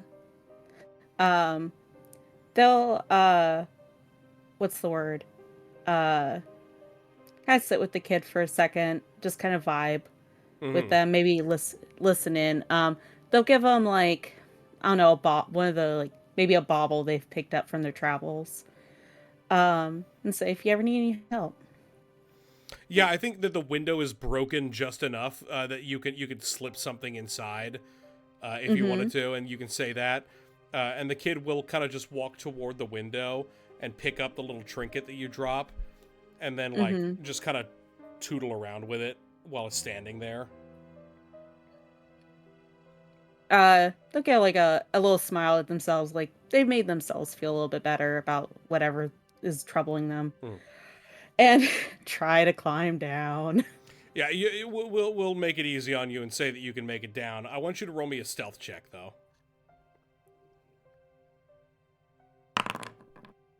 Not a difficult one, but yeah, you make it down basically unnoticed. The door does not open. The woman does not come at you and try to burn you with her cigarette. But you know that this orphanage is here, and you know that there's something about at least this kid. We're gonna cut back to Ritter. Ritter in the church. Okay. As Father Lucian finishes his sermon, just preaching about togetherness, community. It seems phoned in. It seems a bit rushed. Eventually, the congregation begins to move out. And slowly you are left alone with the Father. What do you do? Didn't expect that, but okay. I don't think Ritter says anything because again they had that previous kind of wordless conversation, and I just think he gets up after the last person leaves, and he nods his head towards Lucian, and it's almost like an indicator of okay, tell me where we're going so we can talk. Lucian will walk toward you, walk past you, close the front doors of the church and bar them. And he will walk back and walk incredibly close, this old man, and say, "There are very few people that can be trusted with this kind of information. But I have seen miracles from you. And I believe that you wish to help us.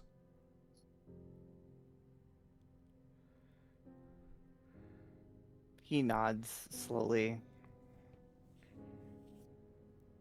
This church is hallowed, consecrated by St. Andrel herself. I wanna do a history check. Go on ahead. That name. It's going to be a difficult one. I wanna use my history of a past life. Oh, I needed it. 20. St. Andrel, the patron saint of this church, was a very powerful paladin of Lathander. This is 100 years ago at this point. They founded, or they didn't found this church. They held off an invasion of, what do you call it? Quote unquote creatures of the night. That tried to storm Vallaki. And she single-handedly held them off, but died in the process. And thus became a saint, became a martyr. Father Lucian says, ever since St. Andrew's sacrifice, Vallaki has been free from incursion from Strahd's minions. Is she still here? She is. Or rather, until recently, this place was hallowed by a reliquary containing the bones of St. Andrel herself. It hallowed the church, and it hallowed the sign the town itself.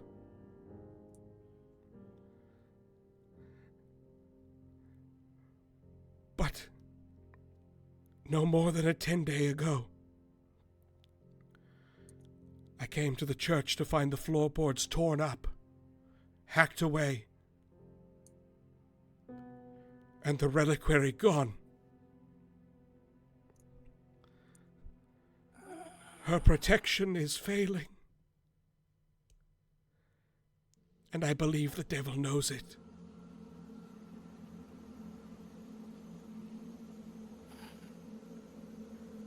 That would make sense why Lady Voctor wants a change of leadership.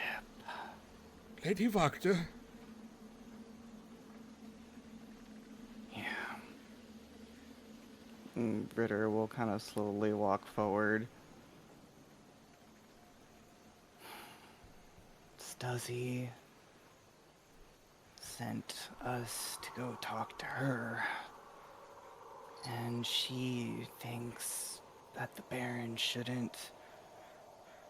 Not Stuzzy Baron, but... Vargas.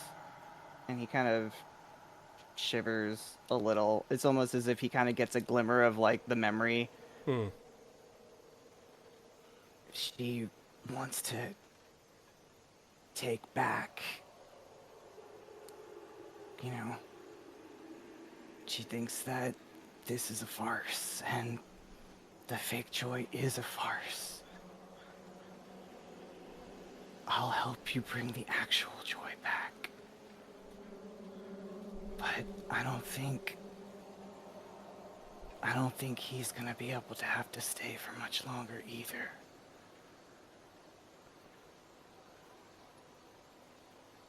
I can't control the people that are with me, you know? They're gonna do what they think is right. I just wanna help. Whatever the case... I just wanna help. Yeah. You know? Whatever the case may be, the truth is thus. If those bones are not found, Valaki is just waiting for the devil to take notice. And whatever regime change, it will come swiftly and without mercy, regardless of your intent in it. I am going to hold out my hand again to Lucian, and Ritter will say, "Take me to the floorboards. I felt it briefly. I want to try something." He will guide you to the pulpit and slide the pulpit aside to show completely hacked open and marred floorboards into a small crawl space underneath. Okay. I'm going to cast, if you allow me, locate object. Interesting. Put that in the chat so I can see it. Okay. I don't know if this thing's within 1,000 feet of me. I doubt it. That's a mile. I figure 1,000 feet's a mile radius, so...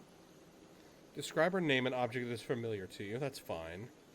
You sense the direction of the object's location if it is within 1,000 feet of you. I have a handy-dandy ruler here.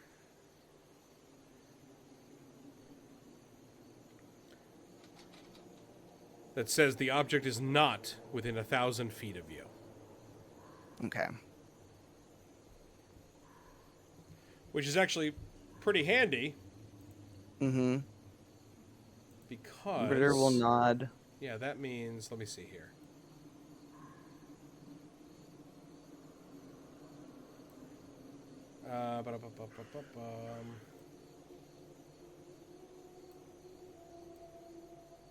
It is not within 1,000 feet of the church.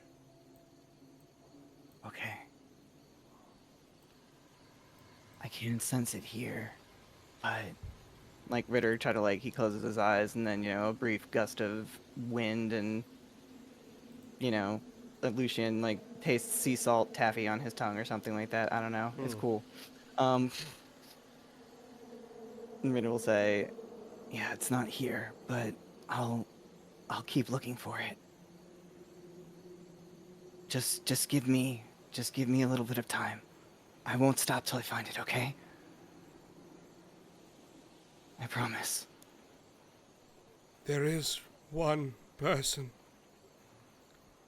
who may know about these bones. Yeah? But I already fear the worst. That's where we're going to end it for tonight, I think. uh-oh. I think that's where we're going to end it for tonight. Thank you all so much for joining us for Symphony of Sorrow, our Curse of Strahd actual play. My name is Michael. Interesting. I have been your dungeon master, played by the effervescent Count Wegula. Let's go down the line and say who we are, and if you got anything to plug. Klaus. Hi, I'm Klaus. I played Griffin, our satyr paladin. I am Goopy Goose on pretty much everything. Very Like good. to follow me. All right. Next up is Morgan. Hi, my name is Morgan. I play Matari Nightfall, and sometime next month I'll be running a Pathfinder game, courtesy of Mr. Wegula. Hooray. Amazing. Next up, we've got Jesse.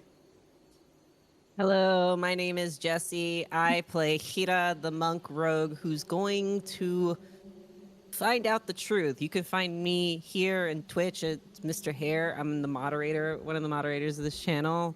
And I stream sometimes, not often, but I stream sometimes. If you want to hear me more, that's where you'll find me.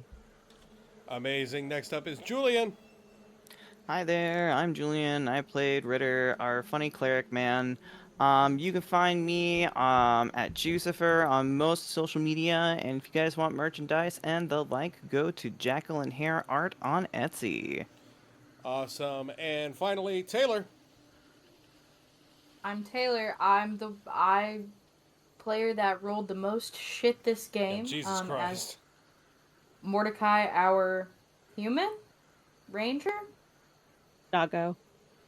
Super cute, Puppy. kawaii desine boof. He looks like a bourgeois to me, like a bigger bourgeois, That's horrible. like a bourgeois mixed with an Irish wolfhound. It's a fucking borzoi, you pleb.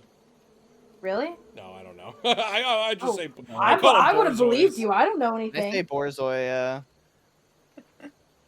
You I goose. don't know. You silly fucking goose. All right. No, that's my boyfriend. Bah. And for everybody else, we are also going to be streaming another D&D game this Saturday. Come tune in for Fortune and Favor, our Waterdeep Dragon Heist gameplay, where we literally just TPK'd the party. Well, oh my god, yeah, I'm dead. TPU, but we did kill one of them. So we'll see the repercussions of that. That was session 2, so we'll see how that goes. Oh, that happened. Shit. All right, my friends. We're gonna shoot a raid over to another D&D person. Throw some wegs in their chat. Let them know that we love them. Thank you all very much for joining me, and I will see you all later. Goodbye. Bye. Hey, I just gotta say real quick. All right. So glad I'm not in that Waterdeep game.